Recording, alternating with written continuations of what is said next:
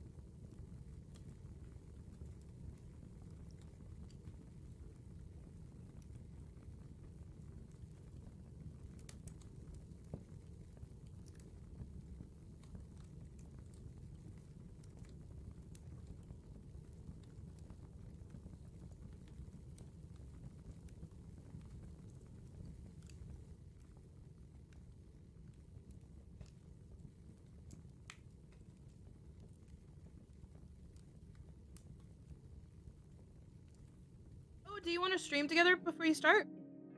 Oh, I mean, I've just turned it over. Hi, folks. What do you mean by stream together? Tell me. I'll send you go into your dashboard area and it'll have a section for stream together. You'll click start Ah, and you can invite me. You're gonna want to deny all of the microphone permissions so that it doesn't like start a call, but then it'll show that we're streaming together. I do this with dinner a lot.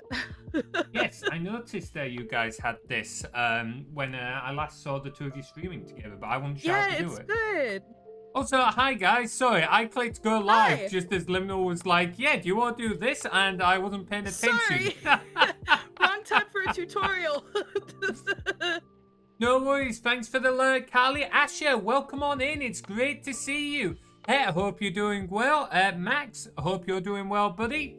So, just trying to catch up with chat and listen to Liminal and learn something new. Start viewer call-ins, is that what we're... No, ooh. Yeah. Their chatting is enabled. Start viewer call-in.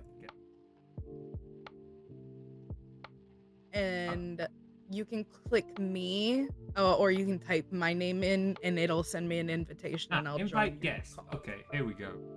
Mm-hmm.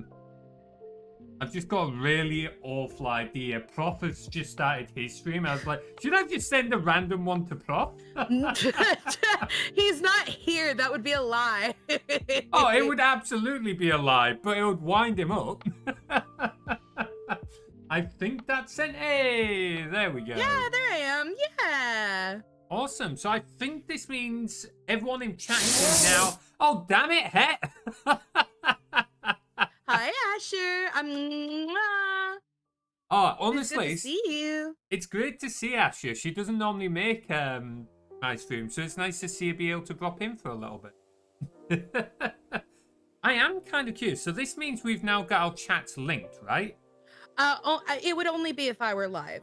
Okay. So this just shows like my viewers that I'm streaming with you right now. So wonderful to see you, Max. Hi.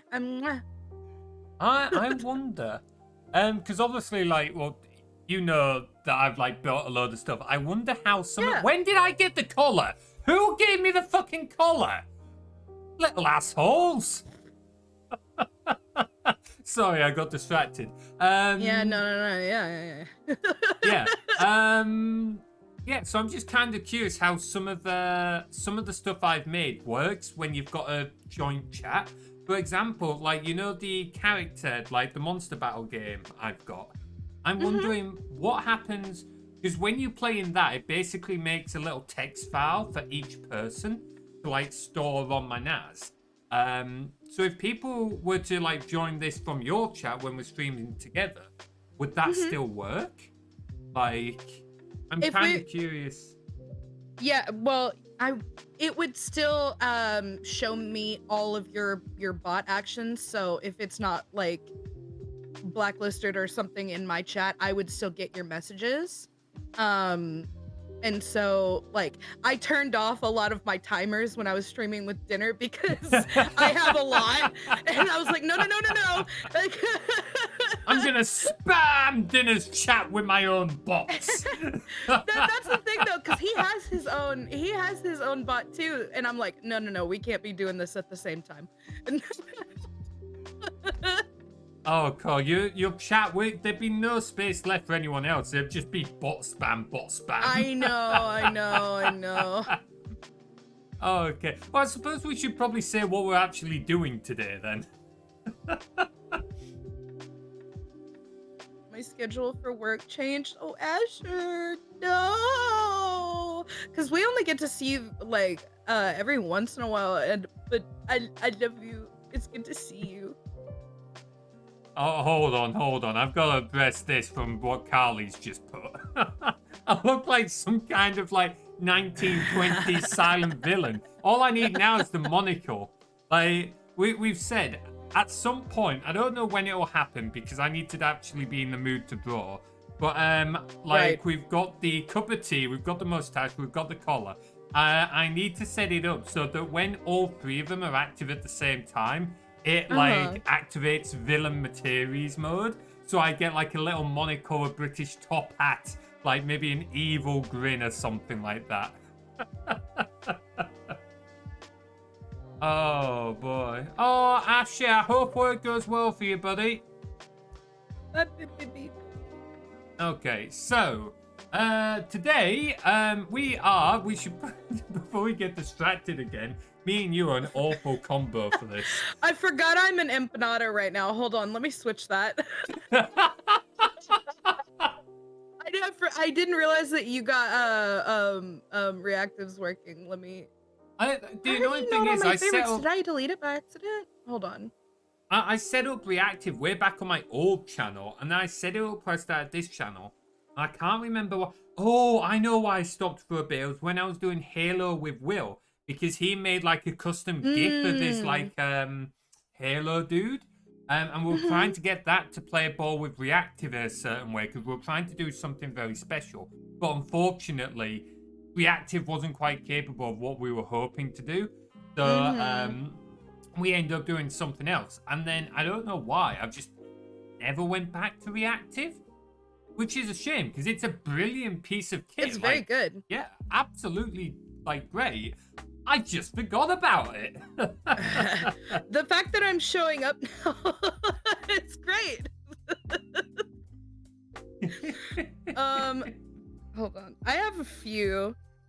Oh boy, while Liminal's sorting that out, we are doing a tier list. So this is what we were gonna do on Friday. Oh, oops.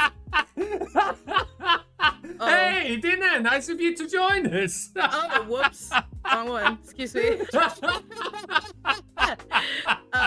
I'll just go for Furby. Oh, I don't know. I think that dinner one was pretty fucking good. No, it's.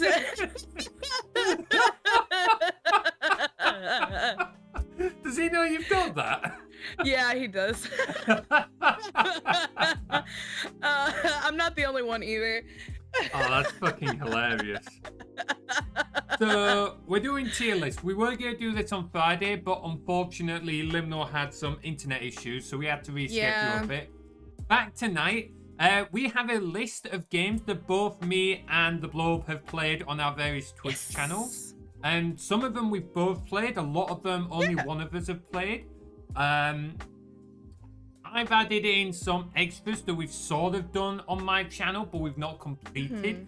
And we're just going to go through, I didn't add those. It would have been a much longer list. I'll be honest, I kind of wish I'd done more. I was sat there spending ages, like, sorting out these little thumbnail bits. I was like, oh, this has got to be enough. There's loads. And now I'm looking at this and thinking, wow, this really isn't a lot. No, we're going to talk a lot about them all, so... most likely. You know we're not even going to get to the end because we talk too much.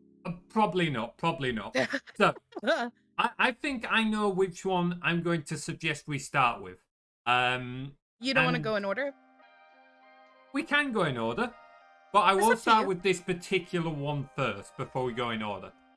And that's this one.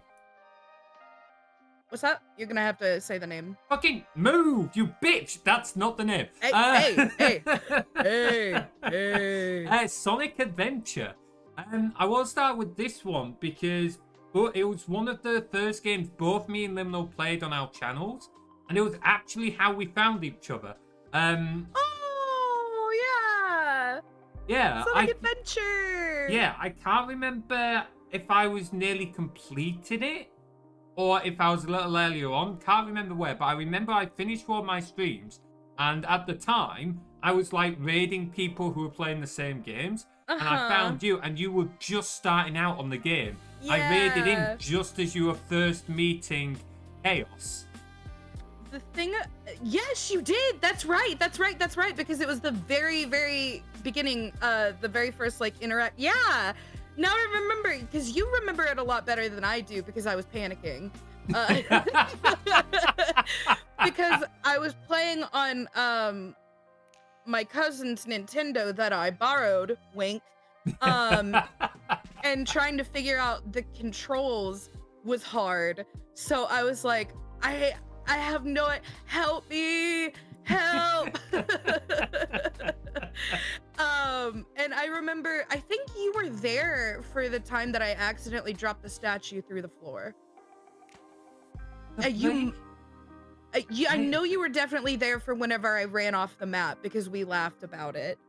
Yeah, I know I joined in a few times because, like, at that point in time, I was like trying to find more streamers who like interact with and like collab with and stuff like that. And I wasn't really having a whole lot of luck. Partly because there just wasn't many that I really felt like. You know what it's like when you're looking for like folks to interact with. Sometimes it's like, yeah, this seems like a cool person. Sometimes it's just like, doesn't quite seem like actually. someone. Yeah, like I was incorrect. I can't remember what it was. I remember back then I did raid into one person, and almost immediately I regretted raiding in, because they just immediately started calling out like what was it? It was some political nonsense, some like fucking tinfoil hat political like rubbish, and it was like, like conspiracy theorist. That's deal. it, yeah. And I was like, whoops, this is not okay. I didn't want to condone this. That's when you write very quickly in your Discord, I'm so sorry. Oh no. Oh, but yeah, I've joined back into some of your streams after. Yeah. I think we just kind of started getting chatting. I remember one of the things that kind of, at least for me, I don't know for you, cemented it, was when there was a certain user in your channel after you got affiliate who got mad because I was your first subscriber and this person flew off the rails. It's like, what on earth is this person on about? Okay, so that person was definitely a child, like confirmed a child, but I didn't know that at the time, and like I learned after. I'm like midway through my first couple months of streaming, I was like, you know what? I think I want to be an 18+ streamer just because I don't know if I want to deal with kids. I don't know if that's my appeal. And so I found out that person was a kid and I kicked them out. But before then, they fucking went crazy on Materies, and one of our first messages to each other, like outside of stream, was, I'm so sorry. I'm so sorry. Because the person told me that they did it. I was like, what? Huh? Yeah, so like obviously because of the time zone differences, I didn't notice straight away because there's like 6 or 7 hours between us depending on what the clocks are doing. I just remember like I think I woke up one morning, I logged on to Twitch, I had 2 messages, one from that user and one from you. I just remember sitting there and thinking, what is this kid on? What happened? Like, not like what the heck? I think you were like, honestly, I just we found might it still have hilarious. the message. I'm pretty sure I do. I just don't know. I don't want to show it on stream because I don't want to accidentally dox that user. No, but I do want to see what I said to use. Oh my god, yeah, because it's the only message we ever sent to each other in the Twitch chat. Oh man, that was hilarious. It was like, all I did, guys, to be clear, like, Liminal just got affiliate. They'd literally just got their affiliate. So I think, did I gift a few subs as well? I can't remember. I think you may have given bits or something like that. Yeah. It's something as a, hey, congrats on affiliate. Here's a little something. And this kid just lost their fucking mind. Sometimes you get a special badge whenever you're like one of the first 10 people to subscribe, and I think they wanted the special badge, which is like, dude. It's kind of daft, especially when you consider that like you didn't have that many people. How many people had subscribed by the time they could have subscribed? I think like 3 people had subscribed by the time that so they rolled could around. They could have easily still got that badge. No, they were just specifically mad that I was the first subscriber. They did end up getting it, so... So what was the issue? Oh my god. It really was some stupid parasocial crap, and I'm kind of glad that... Oh, yeah, so we should probably talk about the game, shouldn't we? Yeah, I was gonna say... in terms of mechanics,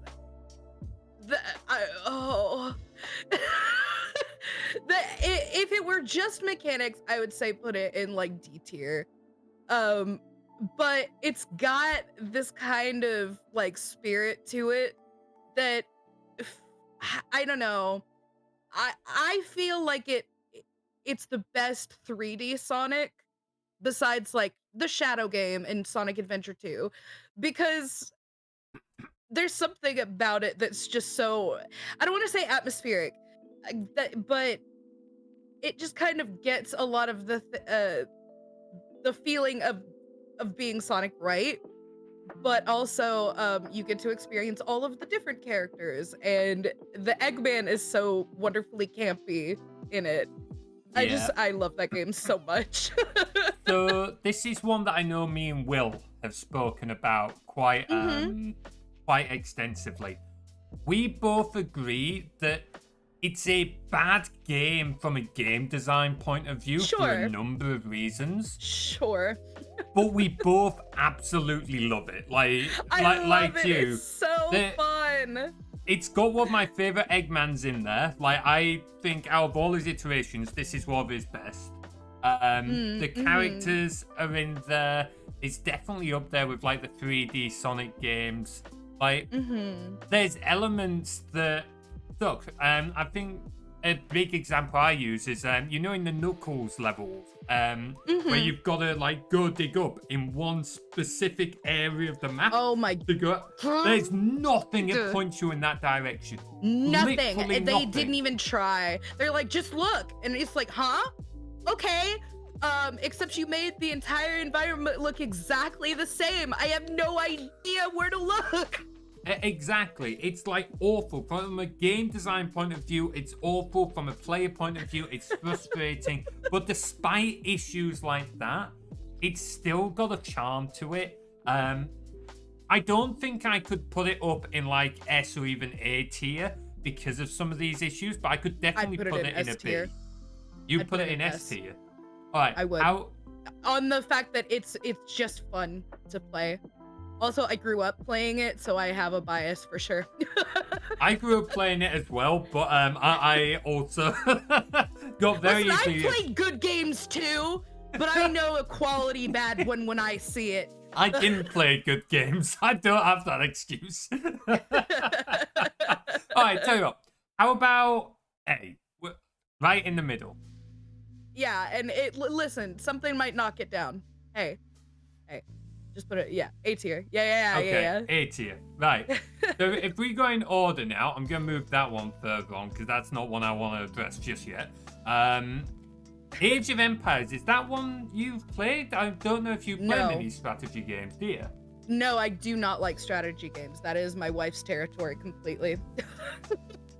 That is completely fair. So this is actually Age of Empires Definitive Edition. So to give a bit of background, Age of Empires is one of the classics, if not the classic strategy game from like 1997. And the Definitive Edition kind of updated some of the graphics a little bit, but also really brought back, really gave in some quality of life-ish like mechanics or fixes. It didn't really change the core game at all. It just put in some quality of life stuff that was missing from the earlier version. And I would have to put this pretty high up there, partly from a nostalgia point of view myself, but mainly from a like me and Tim every Saturday used to play this game. Every Saturday we would wake up and we would do a LAN. We had a little switch box, or originally we didn't even have that. We would pull a cable out of the cupboard and plug our two PCs directly into each other to play this game. I'm gonna put it as A, but I'm not sure if you really want to counter that or. Don't confront me. I would put it in D tier. Really? Just for being a strategy game. It's not that I don't find why strategy games are fun appealing. It's just I personally find it kind of stressful. Yes. Especially strategy games where you have to maintain resources and things like that. My brain overloaded playing Five Nights at Freddy's. I'm not I'm not qualified. I can totally get that. I will freely hold my hand up and say I'm not very good at it. I suck at the micromanagement required for a lot of like real-time strategy games. I don't play them very well. Tim's much better at them, but that's, well... Tim would be good. Tim has only ever lost one game of something on my channel. And that's was... so funny. Yeah, and in fairness to him, that was on something that was physically impossible to win. Like, just straight up. It was actually on Age of Empires the 30th edition too. It was, the idea was it was one person defending a fort from 4 attackers or 3 attackers, something like that. But usually when you have something like that, like, you've got something in the defensive player's favor. So, like, better terrain or more resources, like something to balance out the fact that you're outnumbered.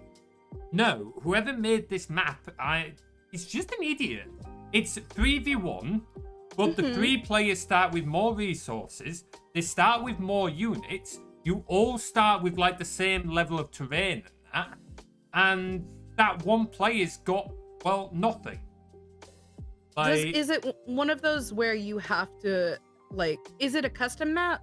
It is a custom map, yeah, made by a player. Okay, so is it one of those types of situations where the custom map has to be able to be beaten in order to upload it? No, you can just post it. So it's very easy to put up a map that... I don't know if you can put up on the Steam Workshop, it doesn't work, but certainly on like older versions of the game, I believe you. But there's nothing to test that it's beatable. So, Gotcha. Like I said, that's the only time Tim's ever lost a game of something on my channel, and it was something that was just not Unwinnable. Not on. Yeah, unwinnable. Not the Kobayashi Maru. I'm going to... I hear what you say about strategy. However, given what the next game is, and given how you can put that later, because I will talk at length ad nauseum about that one. I promise you. Okay, I'll move that a little best bit later on. Yeah. Because personally, I would put that D tier as well. I'm not like a cutesy animal. Fucking hell, I'm a fucking furry. What am I talking about? Tootsie animal? Well, on my channel. Okay. Here's an interesting one then. Buckshot Roulette. I've not played this. Oh, okay. So Buckshot Roulette, it is a strategy game, basically. A lot of people compare it to Inscription because it is a roguelite type playstyle type game. It is you like basically show up in a club in a back room. I love the setting. It's just really dirty and grungy. And it feels exactly like the type of place that this type of game would be played.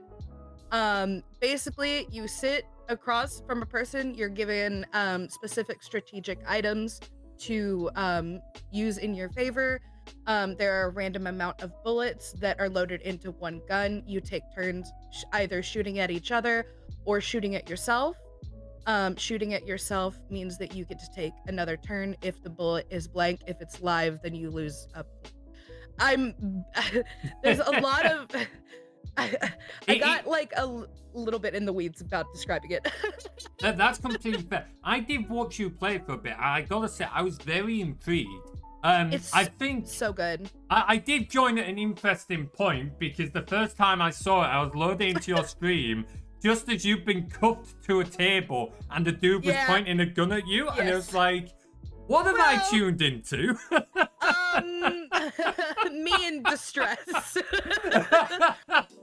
So that particular item means that you skip a turn and they're able to take an extra turn. Okay. And the way that they do that is they cuff you to the fucking table. I mean, it's got a lot of cool little niche details, and they just added multiplayer as well. It's free. That's so cool. It's free? Yes. Yes. Oh, maybe we should do a game sometime. Buckshot Roulette is only $3.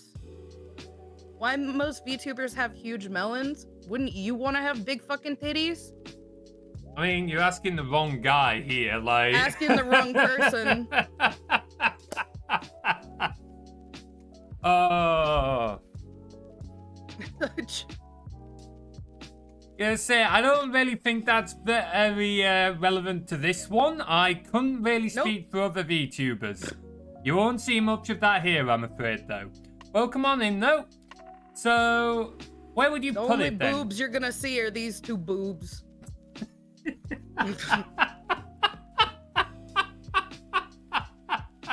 Bro! Take the hint! Dude. Quit talking about boobs! Yes, I appreciate you might like boobs, but drop it, okay? You're welcome to join in, have a chat, but quit with the boob talk. So where would you put Bookshop Roulette then? I would put that easy in can I ban him? Hang on. Yeah, go ahead. Are you a mod here? You are a mod, I aren't am. you? Go ahead. Oh, Bladed's in. Bladed, can you deal with him, please? Oh, No, I let got him him. beat you to it. Bye! Fucking hell. Alright, carrying on. Anyway, I would put that in A tier. We got a lot of A's because we only play good content and we only have good taste. Yeah, we have excellent taste, don't we? I'm from the South. We have guns. I shot him.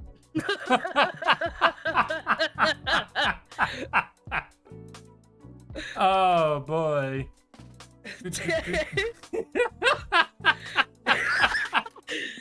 Thanks, Tim. Oh, that's fucking hilarious. Dang it! Tim always does this to me! Always Tim! Tim! Oh shit, I'm accidentally changing. Ooh. Fuck! It's because I use control on my numpad to like change my PNGTuber, and that also changes your web browsers. Yeah, you don't need to worry about it, Max. It's absolutely fine. No, it's funny. It's funny. It's funny. Oh boy. Yeah, we've definitely got a lot of A tiers, but I think that is about to change. Oh yes. Have you played the Cat Quest games at all? I'm sorry? Have you played the Cat Quest games at all? Mm-mm. I've seen them and I've been interested, but like, is it an RPG? It's an RPG, right? A little bit, yeah. It's like a hack and slash. It really depends. It really has to appeal to me. You're fine, Max. No, Don't worry Max, about it. No. So I'll give it this. It is quite a nice chill one. It's one that you can just like pick up a controller and just like vibe on for a short while. There's no pressure. It's fairly easy. You like even the grinding can feel a little bit of fun, but it's like balanced enough that you don't have to just sit there battling monsters for ages. You can typically go do one quest or another. But I enjoyed it. But after playing 3 games of it, it did start to drag on a little bit. And I don't know why, but they seem to go backwards with sort of their quality of life stuff. Like, there was the first one, and then the second one, they added some more quality of life stuff, but then changed other bits. And in the third one, they then removed some of the quality of life stuff just because. I would say Were if you people can... complaining the game was too easy or something? No, like I don't even think it was that, because the kind of stuff they removed wasn't like it made monsters harder or anything. It was so on the first and second game, this isn't really a spoiler for the game. You've got a little arrow on the screen that points you towards like your next quest marker. You know, like most games do. Not in the third one. Don't get it. I don't know. Maybe like different creators. Like maybe there was like staff changeover during that Possibly. time. Don't know. I would say it's an enjoyable game. I would put the first one at C and the second one at B, just about. It's just scraping a B. If you can get them on sale, like I said, they are like a cozy little hack and slash. Oh, they're on sale all the time, yeah. Yeah, and like be prepared for bad puns. Like they went. Oh, I like puns. They really went all out on the punnage. But yeah. Yeah. I'm sorry you don't have whimsy. What on earth is whimsy? You don't know what whimsy is? Google whimsy right now. Google, is this something I want appearing on Twitch? Yeah, it's fine. Whimsy. Playful, quaint, or fanciful behavior or humor. Oh. Yeah, you ain't got no whimsy. Mother didn't raise no whimsy. You're so weird. For some reason, I had wimpy in my head. I don't know where I was going with that. I don't know. Like I do like playful stuff and things like that. I think it just got tiresome with the puns. Like there's 3 games and they're making a 4th one, and it just. I can't remember much of it, let's put it that way. It wasn't that long ago that I played them, and I don't really remember much from any of the 3 games. Which, take from that what you will. Like I said, if you can get it on sale, it's a fun little hack and slash. But I started to lose interest by the end. Okay. So, we'll skip over Crash Bandicoot for now. Cult of the Lamb. This is probably one for you. I love Cult of the Lamb. Okay, so the reason I didn't talk about Animal Crossing first is because I will talk about that the most. I can talk about this one a little bit more. So I feel like the audience for Cult of the Lamb is pretty divided into the people who favor the farming and the sim function of the game, and the people who favor the roguelite elements of it. I feel like the game just wouldn't work as a whole if you didn't appreciate both sides, because like the game itself is about maintaining a cult, and you get very attached to your cult members. Or if you play it the fun way, you don't get attached at all, and you give them the cannibal trait and they eat each other. I'm not talking from experience. I didn't do that. No, you totally didn't, and you wouldn't have done it while Twitch integration was enabled at all, would you? No, I've never done that, and I never will. That would be evil, and I'm not. Of course not. I think what really makes I totally believe you. Yeah, totally believe him. I think what really makes this game shine is the little world that they've built and how good the world building is implemented. There's reasons for every mechanic. There are multiple little areas to explore. There are little mini games. I wish there were more, but honestly, it's a game that is still being updated, like to this day. It just got a big update where they added co-op, which is something that people have been excited for. I would love to play it with somebody.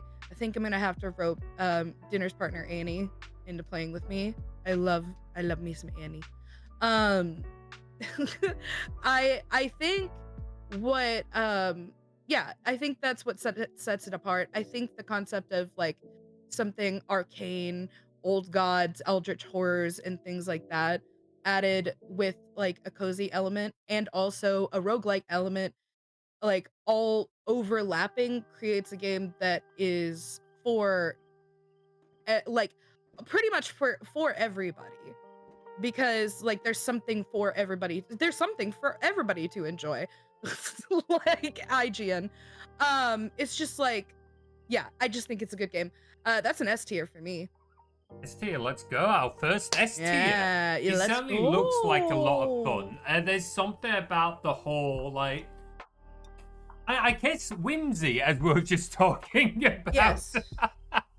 Like, it's just having a bit of fun with itself. Like, it's clearly not a game taking itself seriously. No. And that's kind it has of camp. yeah. I like that. Like, there's when you kind of stop when you make something that's a polished product but isn't trying to be like good, it's just clearly having a bit of fun with itself. Like, you kind of lose sort of the expectations a little bit, and you can just have a lot more fun, I think. Even the Twitch integration adds so much to the game because your chat can kind of control how your run goes. Yeah. And there are fail states, which I think is an element that a lot of Sims don't have. Like, maybe like in The Sims, you have a kind of fail state, which is like your sim dies or something like that, which is something that a lot of cozy games don't like to approach because the point is to relax, you know? Yeah. But I think that it integrates those two play styles nicely. Nice one. I have, if you put in one S tier, I do want to put in one S tier myself that I've just spotted from the list. I know we said we'd go in order, but I'm being very sporadic about this. You're just doing me, you. Why not? Simpsons Hit and Run. I call this the kids GTA, and I would say this. I would personally rank this over GTA. I would play this any day of the week. I don't really care for GTA. Like, I do, but I think I make my own fun. that is completely fair. The one thing I'll give GTA is, like, you can have a bit of fun with the driving, but, like, absolutely, Max, it's literal S tier. Like, it's a game that, again, just had fun with itself. Like, it doesn't... I think my thing with GTA is I tried playing the single player, and a lot of the single player, like, a lot of the side quests and that tried taking you to, like, nightclubs and pushing you in sexual scenes. I remember having to, like... I thought this was a main story. It turns out there was a side story where I had to film some certain things between people that I did not want to do. Whereas, like, it just kept trying to push me in the direction of, like, content that I wasn't interested in. Well, yeah, I think that in that case that is not a game for you. Whereas, like, Simpsons Hit and Run has a lot of those core mechanics that are fun in GTA without the extremes of that subject matter. Yeah, like, you pretty much hit the nail on the head. Like, you can just... It's got a lot of the same core mechanics, but it's just having fun with itself. The story is daft. It's over the top. I mean, it's Simpsons. What do you expect? But it's just having a bit of fun with itself. Yeah, and Max was right. Like, the crowd control aspect when you're streaming. I remember you did that. Yeah. Oh man, that was so much fun. Trying to play while you've got your chat going ham against you. I did a stream where I did Simpsons Hit and Run Chaos Edition was what I called it. Where I set all the crowd control redeems to one crowd control coin. So that was hilarious. I think the game only crashed once as well, which I gotta say was amazing considering just how much shit people were throwing at it. Like, crowd control literally popped up twice, I think, saying, "There's too many redeems coming through at once. I am throttling your bandwidth." But yeah, like, it's just a great game. I love the drive of it. You can have a bit of a laugh. I wish there was a multiplayer, but there isn't really. And from what I understand of it, it wasn't really built to enable that kind of thing, which is a bit of a shame. But it's an old game from, like, 2002, 2003. It's definitely an older one. It was originally made for GameCube, I think. It might have been PlayStation. But a lot of fun. They Definitely might have released on both. Yeah, it definitely released on both. I just can't remember which one it was originally developed for. I know it came out on PC at a later date. Either way, excellent game, lot of fun, can definitely recommend. And you definitely were responsible for a lot of it, Max. I remember that. I remember it, yeah. Making me float up in the air while I'm stuck watching the mission timer tick down. Oh, that wasn't anxiety-inducing at all. Alright. That's one for me, one for you then. What on earth is this game? What is it? Doronko Wanko. Oh, Doronko Wonko. Okay, Oh, Wonko. so I thought it was Wanko. Okay. It's a game from, I believe, a Japanese developer. You play as a little dog. I just played this like I think last week or the week before. I just wanted to put my completed games in there, and it was a short little indie game. You play as a little Pomeranian that makes messes, and you're supposed to create as big a mess as possible by like knocking glasses over, getting various liquids on you and shaking them around the house, and it all totals up in the end. I think it's very, very cute. It was just a fun little short experience. I wish it was longer, and that's the only reason I would put it in B tier. I want like a 3-hour long experience. That is very fair. When a game's really short and you've enjoyed it, you just want more. You know it's done well, but it is a bit of a shame. Yeah. Okay. Well, I've seen one that I'm going to put very low. So low, in fact, that You're gonna make an F tier? I was gonna ask you to add that because I think there's like maybe something on here that I want to put in there. Let's see. Is that it? Make it Yeah. Oh, fuck off. gray. Yeah, make it gray. Very great. Basically, You're it's gonna put an something. E? Yeah, E tier. That's how bad I think this is. And this is going to cause some controversy. I know if Will sees this, he's going to get annoyed with me. I have a but question I don't real care. quick. Oh, go on. Okay, in the UK, do you guys have an E grade? Yes. We don't have that here. That's why I was confused. Oh, interesting. Yeah, it goes Um, A, B, C, D, F.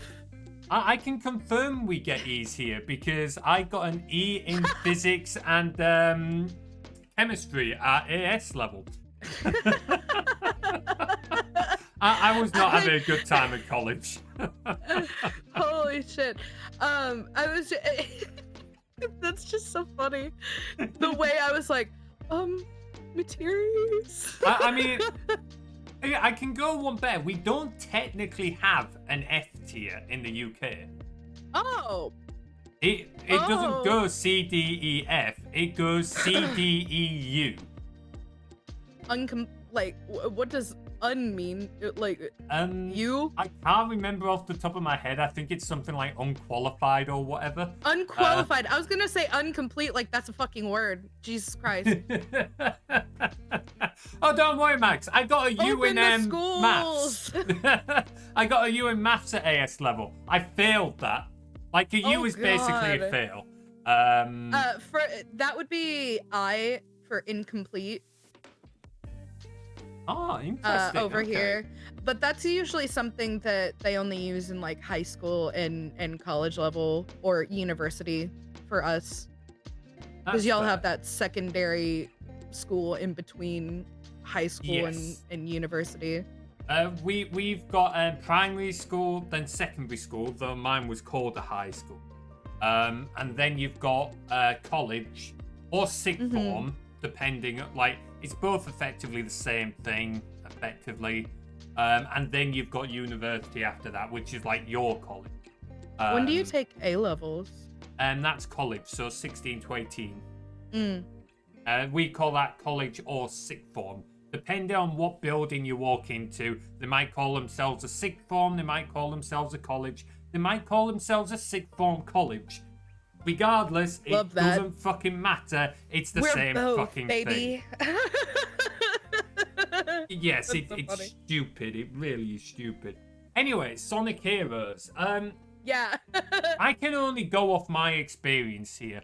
Will has insisted. This, yeah. Okay. I really wanted to enjoy it because I played it once or twice on a friend's PlayStation when I was a little kid. I wanted to play it more. I got an emulator to play it, and it was awful. Like like, I've still not completed it. It's one of the few games I've got that I've not completed and might never complete at this point. Because it was so broken, so buggy. The way it would behave and stuff like that was just Oh my god, odd. yeah. Will kept saying it was my emulator. It wasn't like that on like the core hardware. But then Gaming Rafe, who you might have seen a couple of times in my channel, he does his own streams and that. He bought a PlayStation 2 and played it and streamed it on the same hardware. We actually had a bet going where I said if he could like complete the game without having a single rage, I would like pay for him to have takeout. He didn't make it past the first level before he was getting mad. And that was on the original hardware. So it's like, Will keeps telling me that like the game's good. He has no issues. It was just my emulation. But I can only go off the experience I had, and I've seen others have the same issues on the original hardware. So, that's me defending Sonic Adventure 1. Yeah, like Sonic Adventure. No problems. Yeah, Sonic Adventure had a lot of charm, and like you could still play the game and have fun. It had issues, but at least you could play it.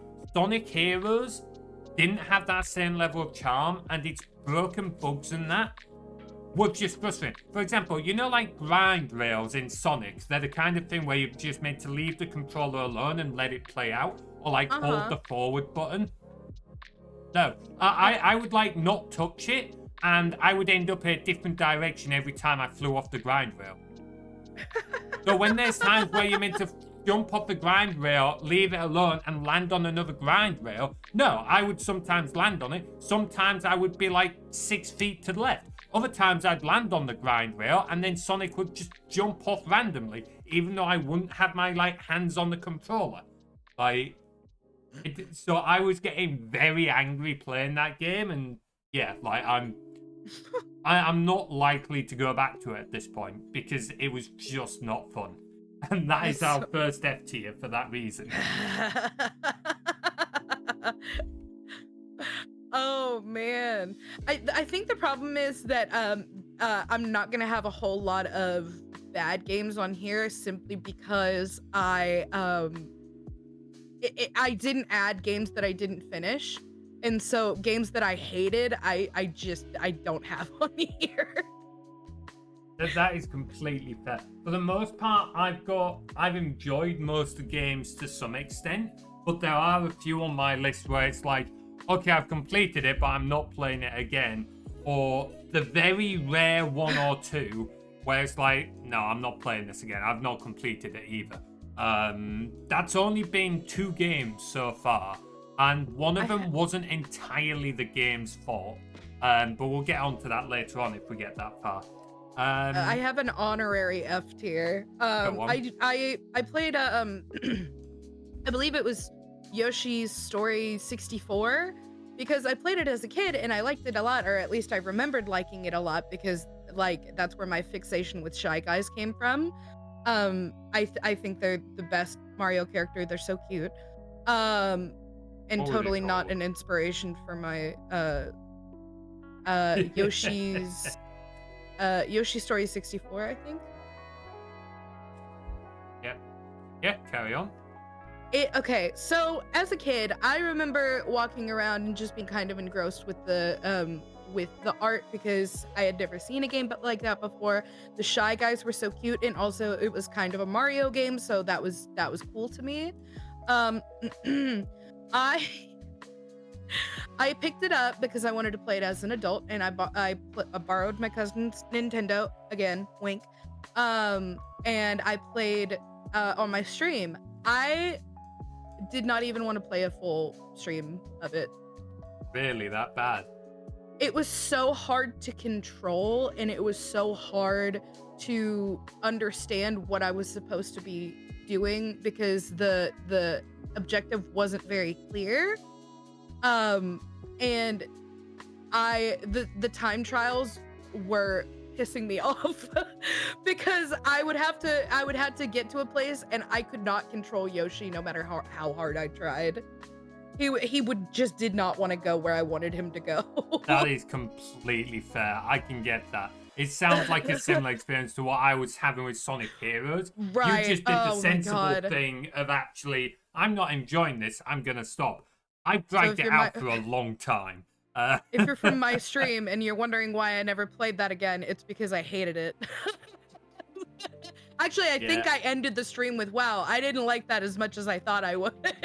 Wow. Also, when you die, Yoshi goes to hell. I hate that. That's Wow. scary.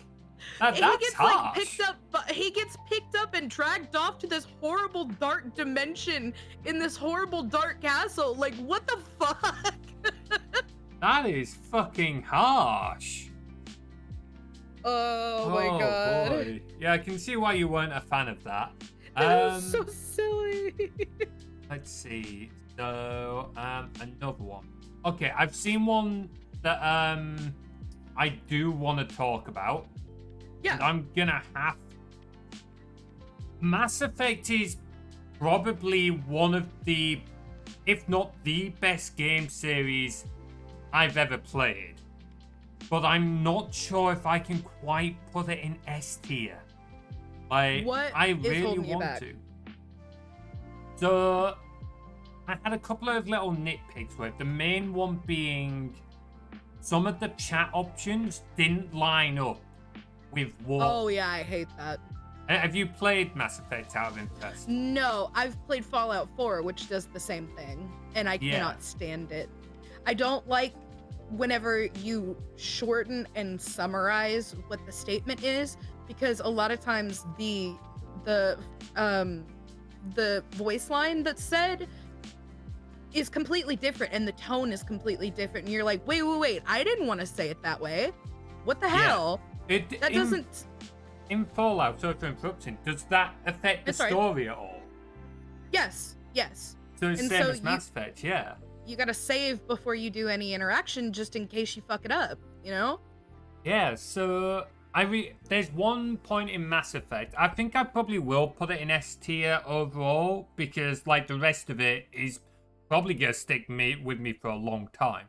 But I remember one interaction that genuinely made me angry.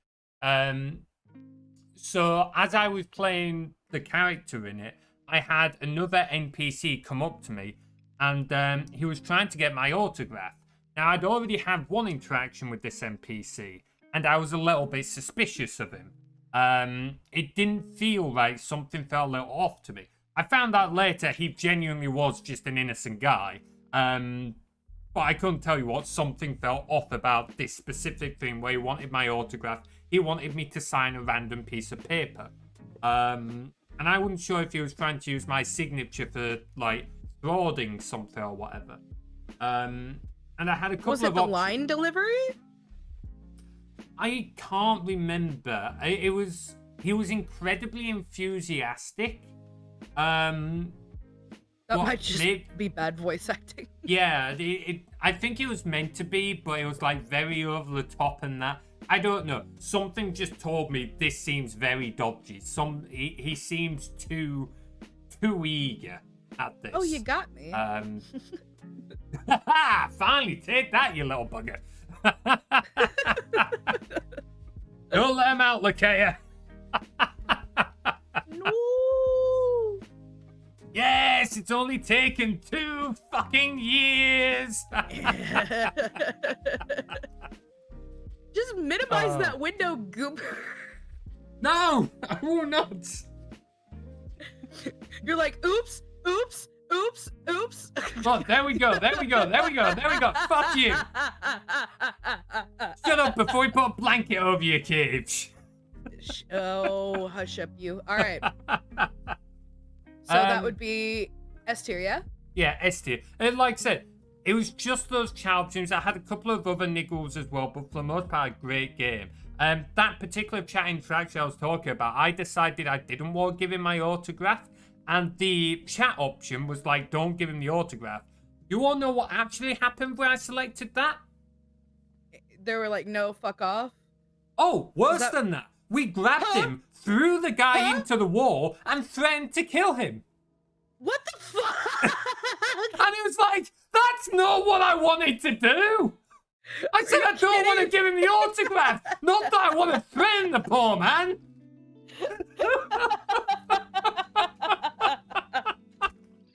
So, Holy shit. like, it was severe whiplash at just, like, what I was expecting. But, yeah, for the most part, Mass Effect tackles an awful lot of issues that I don't think gamers would... If you only look at the surface level, it's only a game. But when you actually look a little deeper, it actually has a lot of analogies for, like, real-life stuff and things like that. And there's a lot of emphasis on you making decisions that really do have a lot of impact on the game, and you feel them when you make them. And part of that is like how well each and every character is written, how well the world building is put together.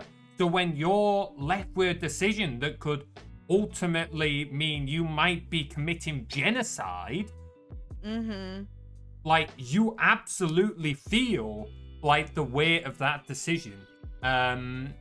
So yeah, like, absolutely brilliant series of games. I only completed it the other week. I surprised their chat a little bit with my final decision that I won't spoil for anyone that hasn't seen it or hasn't, like, played the game. But the ending that is deemed by a lot of folks as the best ending, I actually drew some issues with and went with a different one. That's cool. Yeah, I don't know, like, if you want to talk about it, because I don't know if you'd ever be looking at it. I know it's not really your style My of wife game, is but... begging me to play this game, so I will probably play it at some point. It's just going to take me a bit.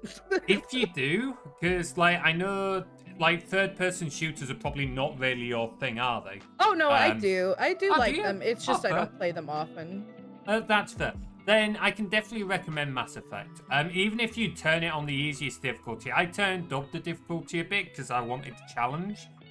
But even if you're just playing for the story and that, like, turning down the difficulty to, like, breeze through those sections and actually just, like, see the world build and the characters, I can 100% recommend. And please let me know, like, what kind of run you do and what happened, because genuinely I would be interested. You can learn... It's one of those games that you can learn a lot about a person based off the decisions they make in this game. Let's put it that way. Based on the way that you speak about it, I feel like you would enjoy the Outer Wilds very, very much. Not the Outer Wilds, the Outer Worlds, excuse me. Oh, okay. What kind of game is that? Okay, so you know the developer that made New Vegas? It's not Bethesda, it was Obsidian. Obsidian became they were able to fund their own big project, and that was the Outer World, and it uses a lot of the mechanisms that they built upon in Fallout New Vegas, except it's set in space, and there's factions and colonies that you go through and you interact with and gain favor with, or end up like they hate you. It's really, really cool. And like one of the first like little quests has like a major story decision that can impact how you play the game, and it's like an ethical question, and I think it's really cool that they asked you your first big ethical question like up front, because it sets the tone for what the rest of the game is going to be. Interesting. Yeah, I'd be down to give that a go. Yeah, and it's very funny as well, so. Can you do me a favor and remind me after the stream? I'll send me a message. I'll add it to my backlog. I'll send you a link while we're talking right now. Hey, awesome, look, there's news from Outer Worlds because they just announced Outer Worlds 2. Ha! That's neatly timed. I don't know when I'll get to play it because we've just started Baldur's Gate 3, which is going to be a pretty big one. Oh my god, that's going to... yeah, you're going to be here a while. I mean, Mass Effect... We played the Legendary Edition, which is like 1, 2, and 3, and that took over a year to play. So Baldur's Gate 3 is probably also going to be quite a long one. Thankfully, in this case, I have Tim guiding me, and he's already played through it like 3 times. So he's not like telling me the story. He's not directing me anywhere. He's just kind of making sure I like don't miss anything obvious, which you absolutely know I would. Yeah. Mhm. But yeah, send me a link. I'd definitely be interested in Outer Worlds. Already sent it. Done. Awesome. Okay. I'm nothing if not efficient. Okay. One that I think haven't we played that very much on my channel. That's the only reason it's not here. Oh, that's completely fair. Here's one that I know we've both played though. And I'm curious where you would put this, because I would put this, ignoring some of the crappy things Mojang have done, unfortunately, I would say yeah. the game itself, I would say is S tier.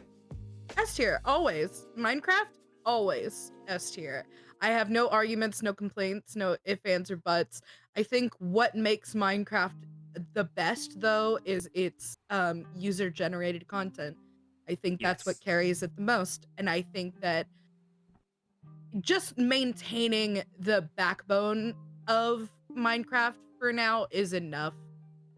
Even if we don't get good updates or anything like that, we know that they're kind of out of touch with what's currently good in Minecraft because the trends shift so much. Yeah. And obviously they don't know what they're doing because they keep showing us really cute mobs and then only giving us one of them. Yeah. Just give us all of them. Stop teasing me. Give me the bee cow. Give me the moo. It's I'm also sorry. some of the things they've done to actually take steps against user content now, which is kind of sad. Bladed shared a video recently about how a creator had spent ages working on. It was making a mod which was a mod for a server which was it turned Minecraft into like an FPS, a first-person shooter, from what I could gather. And Mojang have stopped it because they don't want guns in their game.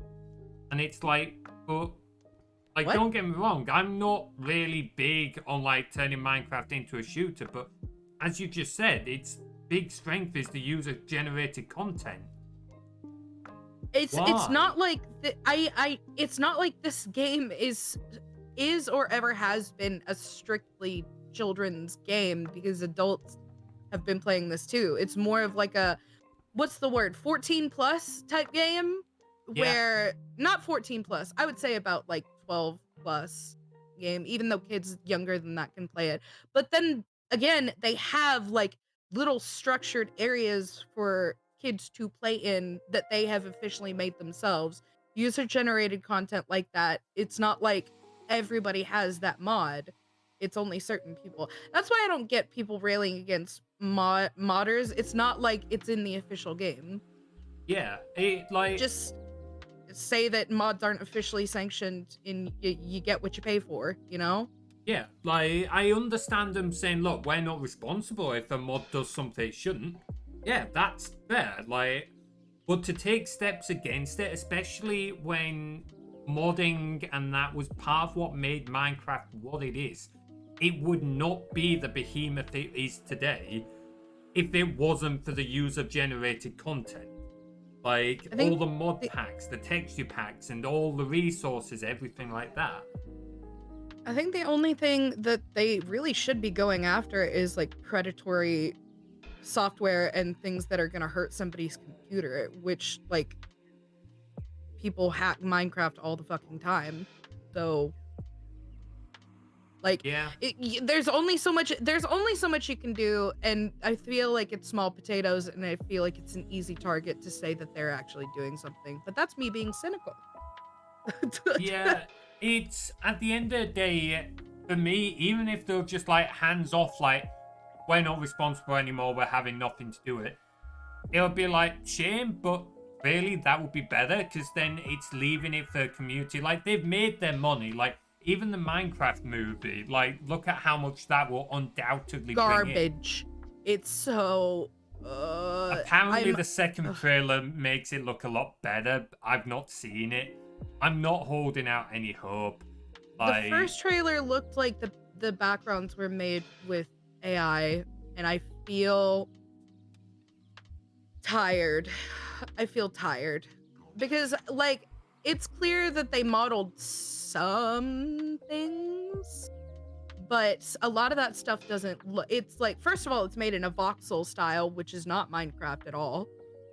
Second of all, a lot of the stuff that they're showcasing doesn't look like Minecraft style. It looks like somebody typed in Minecraft style background, Minecraft style sheep, Minecraft style sword, something like that. And Yeah. this is what we got. It feels very generic. Like I said, I've not seen the Yeah. second trailer, and you're right, Max. The first trailer felt very lazy. Like, I appreciate that there's some effort's been made on some things, like they're calling it a Minecraft movie, not the Minecraft movie, to recognize that there's more than one adventure. But at the same time, it feels so generic. Like, Yeah. so generic. Like, oh, there's some people going to another world. This has never been done before. Like, Jumanji, how many times has that done it? Oh, we've got these kids who are the main center of the story. Look at... Which, by the way, the only true Jumanji is the original Jumanji, and you cannot tell me otherwise. The original is better. Rest in peace, Robin Williams. Better. You're my king. Mwah. But yeah, it really feels like a cash grab. It really does feel like because other video games have gotten movies that are actually good now, like the Sonic movies, it feels like they've gone, oh, we should cash in on this, and that's all they're going for. I feel like it was a mistake to have any live action to begin with, because you could do so much with the animation medium. You can achieve so many more effects with that, but I think also they probably didn't want to pay animators all that much. Yeah. I have enjoyed the Sonic movies. I think they've been quite good. I do agree, however, that it's one of those things that works better as a cartoon or anime or whatever you want to do. Have you seen the 3 episodes of the Shadow the Hedgehog? I've seen the first one. It is very good. It's so cool. I like the fight scene. I would pay to see a series like that style. Like, one of the things I've always said is Sonic cartoons and that, I've always kind of struggled to show just how eye-blisteringly fast these characters are. You felt it in that. Like, when Shadow disappeared,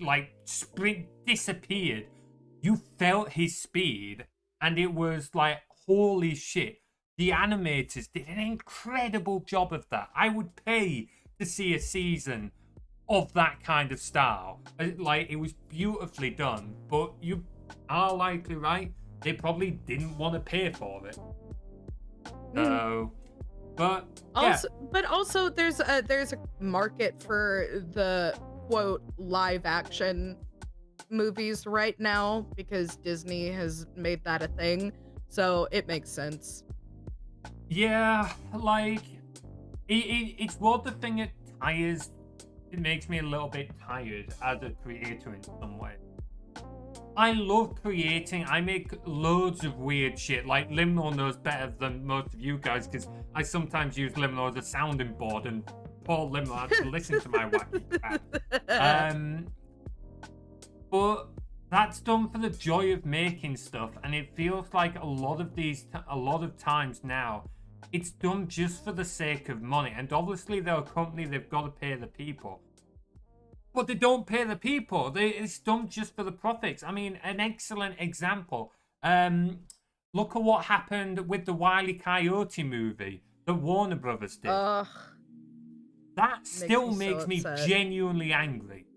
The amount of effort that went into that.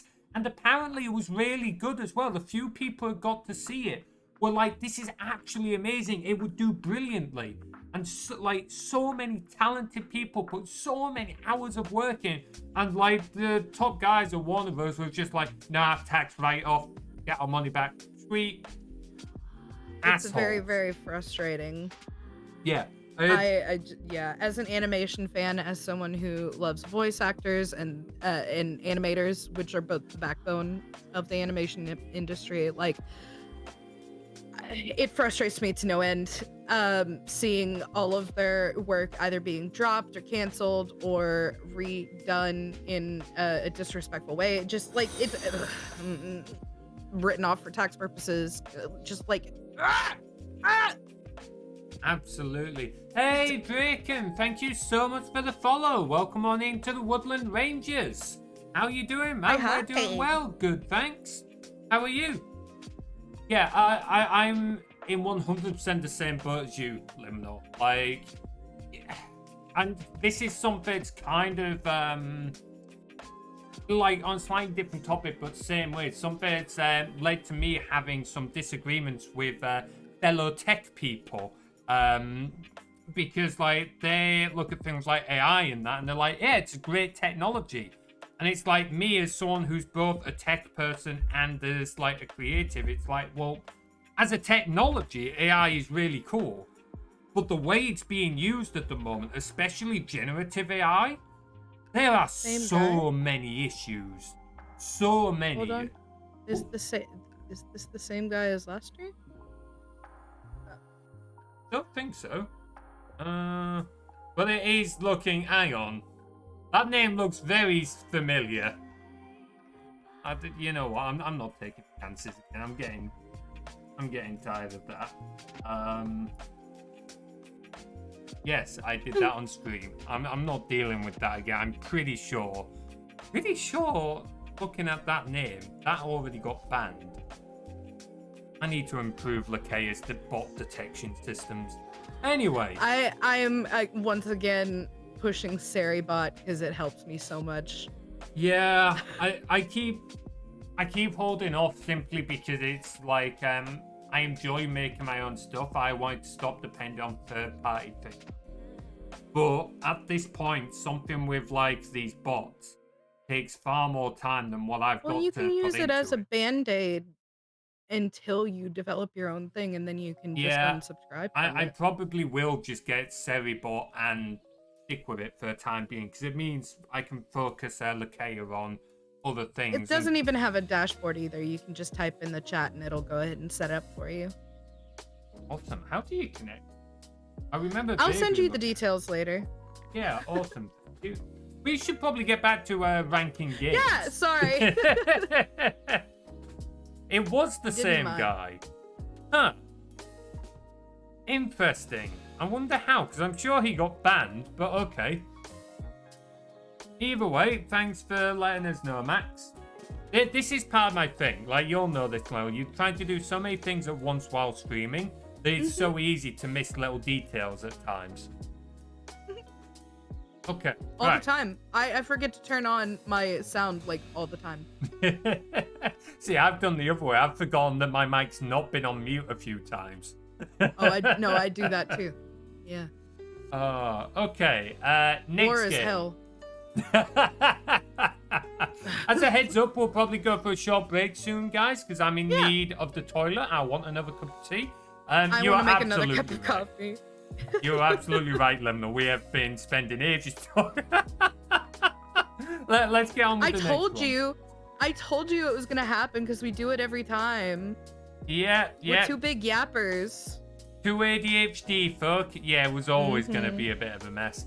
Okay, tell you what, let's bring this one forward. Zelda, that's Breath of the Wild, right? You understand coffee like I do. And I'm gonna take a big fat nap after this. You know why? Because coffee makes me sleepy. It gives me a boost of energy for exactly 1 hour, and then I'm knocked out. You are literally like coffee person. Coffee fuels your superpower. And then you're like Superman but the after he's bursts are so small. Because I have ADHD. So it only gives me a boost for like a little bit, and then I'm like, I need another one or I'm gonna die. I need another one or I'm gonna die. I've never been able to get try coffee. I can't get past the smell. Don't know why. The smell grosses you out? That's the most delicious part. Yeah, I don't know why. I just cannot get like I've never even got to having a sip. I don't know why, but the smell just really puts me off it. I wonder if you like smelled one that smelled more like chocolate, if that would be different. We're getting off track again. Possibly. And yes, we are getting off track again. We're never gonna... Can you imagine if we had to do all 66 of these in one stream? We'd be dying by the end. Oh Once you boy. get over the smell, it'll be lovely later on when you have coffee. Oh, it's like I didn't understand as a kid what people meant by acquired taste because I thought that something would be nasty to me forever. But I have an acquired taste for beer, an acquired taste for coffee. Like I like those things now because like my palate has improved somewhat. I think I'll stick with tea. I'm more of a cider kind of guy, though Stinky I tea don't have. drinker.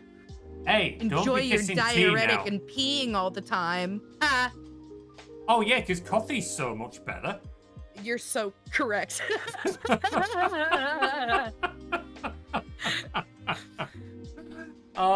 Anyway, what's your next game, my friend?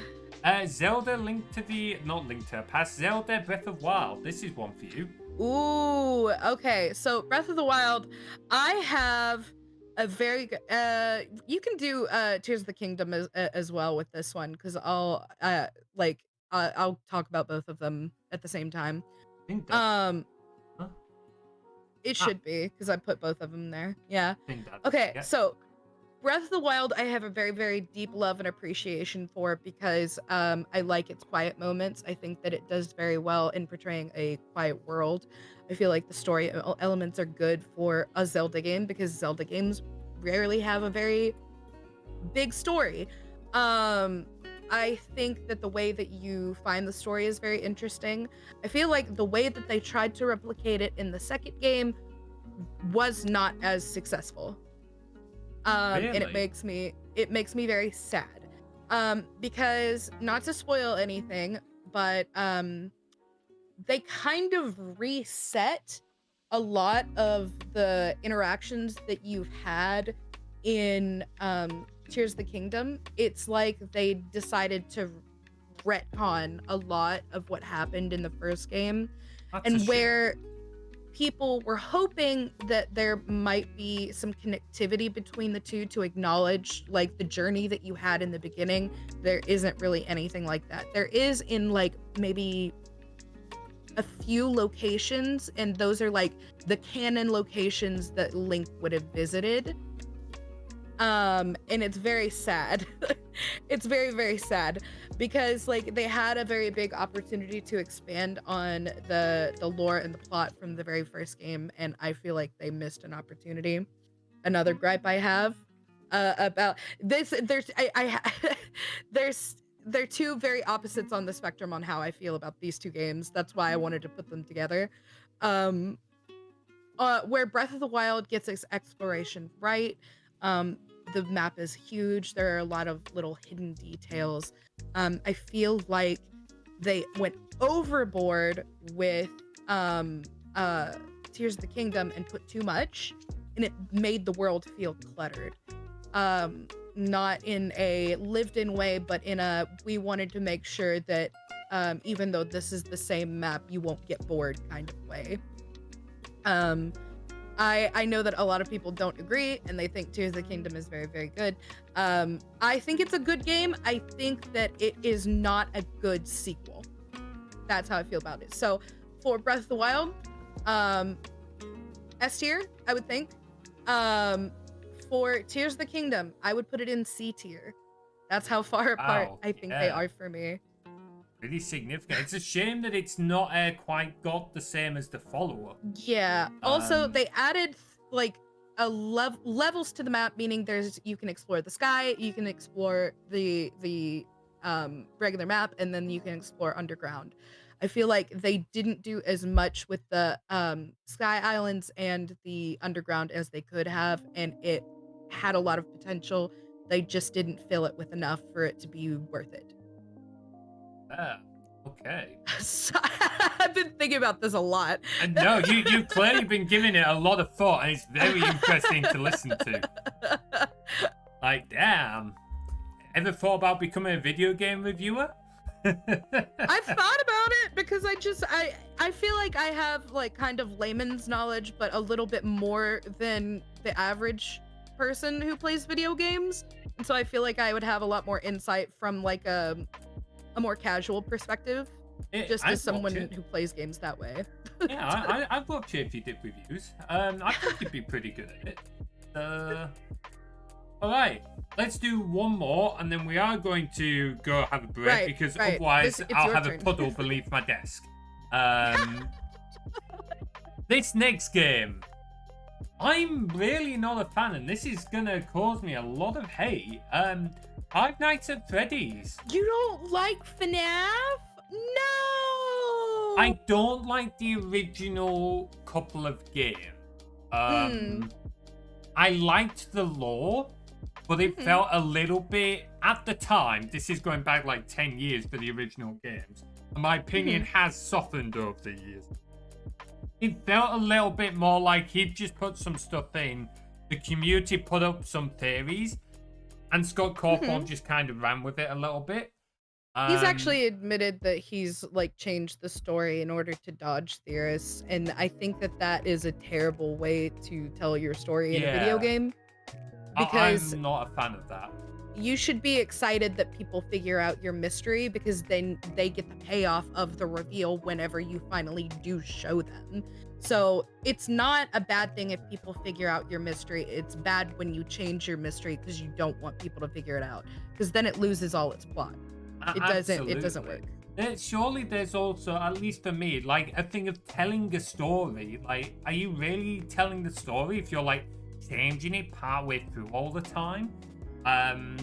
So yeah, I liked the lore, but it did feel like things were being just moved around a bit. And then the game itself, at least for the first few, apparently later ones have got a lot better. But I wasn't a fan, partly because the game itself was just too random, so it feels like there's too much in it. That's the thing. But like the cues are sometimes the cues are so subtle that you won't understand unless you've watched like a million let's plays of it. I personally, even though I love the lore and I love the series and I have watched a million let's plays, I've only played like a select few of them, because I wasn't able to own them for quite some time. I've actually played one of his like games that came out before Five Nights at Freddy's. His little management game. I thought it was really fun. But I get stressed out playing Five Nights. It's not that I'm scared. I'm not scared. It's that I'm stressed out, because at its core, it's a management game, a resource management game. It's just turned up to 11 because you're like trying to you're just trying to like manage things and not die.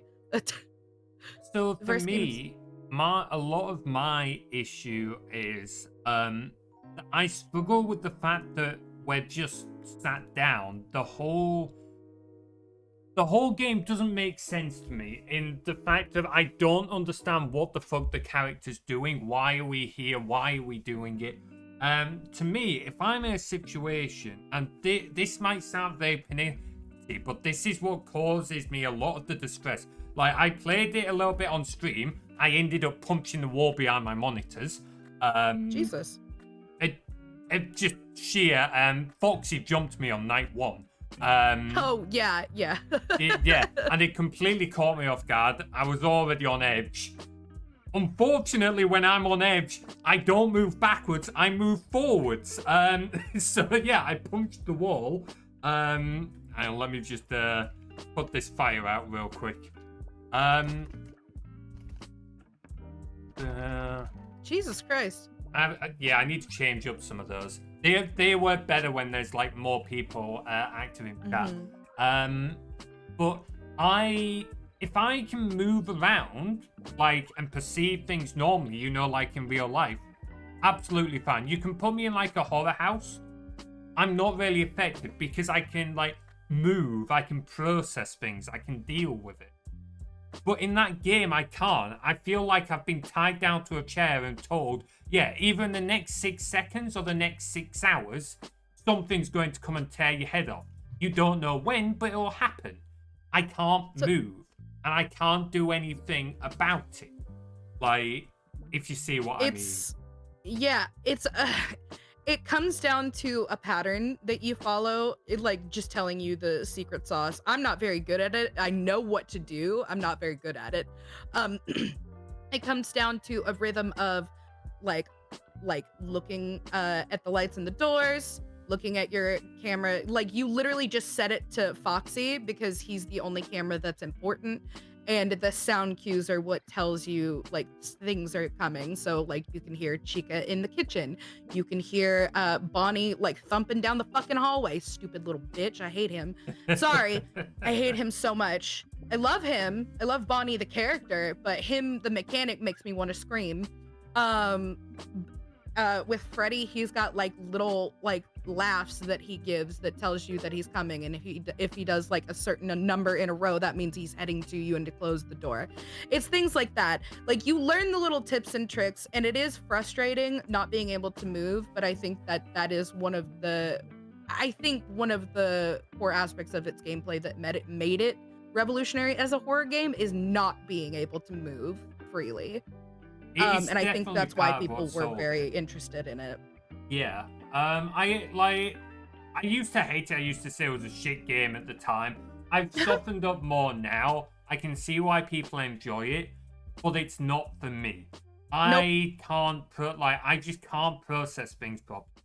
I've explained this a little bit on stream before about the way like I work and the way I perceive things. I just can't with that game. I can't hear things properly. I can't see things properly. I'm stuck to one space. I can't tell what's going on because I haven't got the stuff I would usually have if I was there. And while this stands true for every game I play, a game like Five Nights at Freddy's, which is very much playing on your senses to like drive that sense of dread and fear, I just can't get on with it, if that makes sense. I don't really know how to explain it beyond that. So I understand what you mean.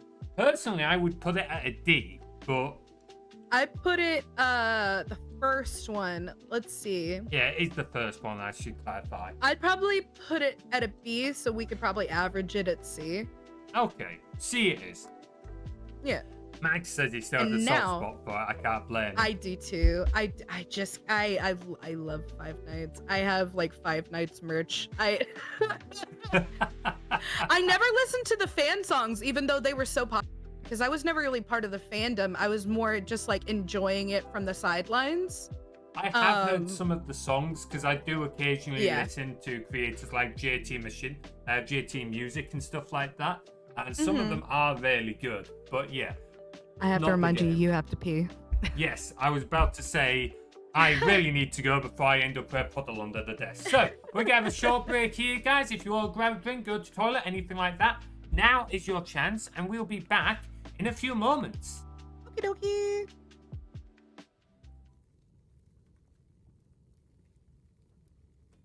You had one job, and you can't even do that right. Get some wood on the fire before it goes out.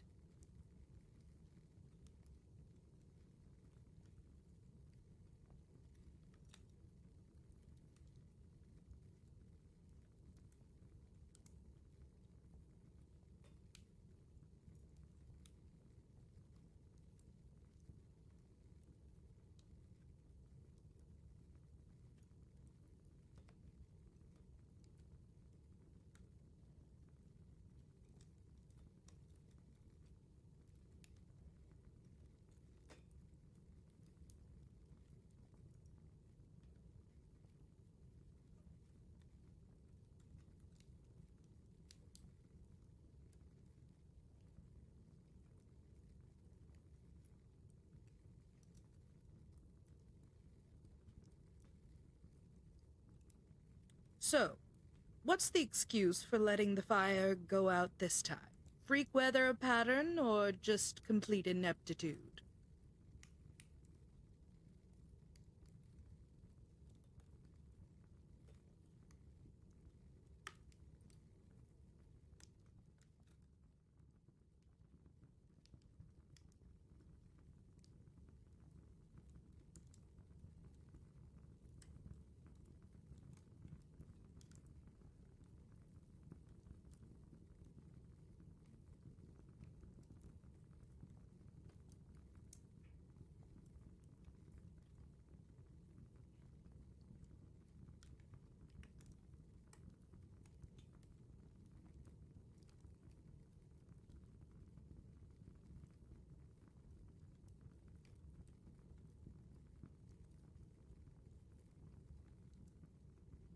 fire's looking a little low. Why don't you lay some wood on it?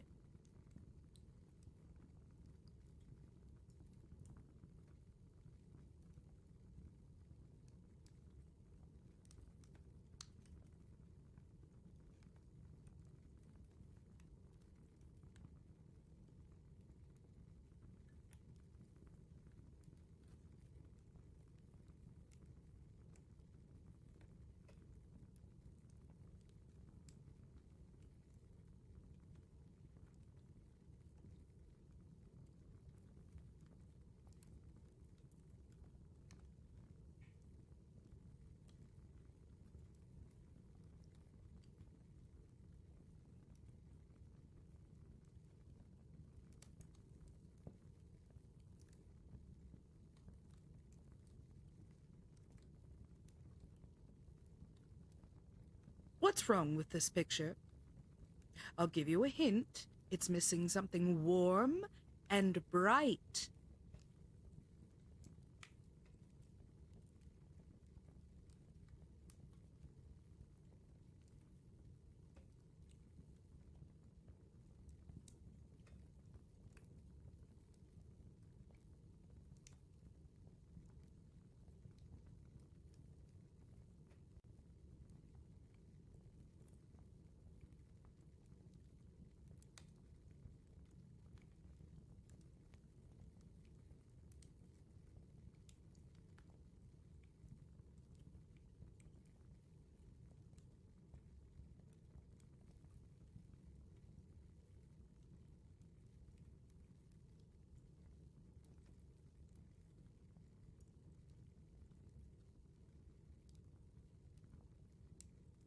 What's wrong with this picture? I'll give you a hint. It's missing something warm and bright.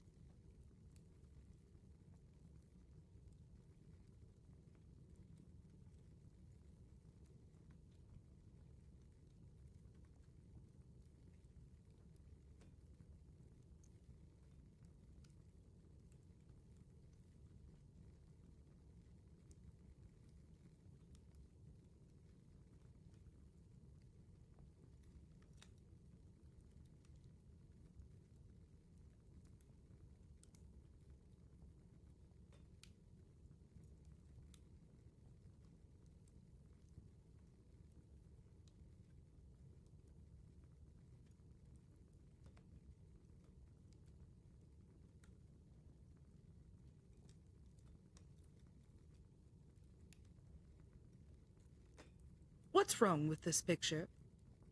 I'll give you a hint. It's missing something just heard warm. myself. Gross. Hearing Shut your up. own voice again.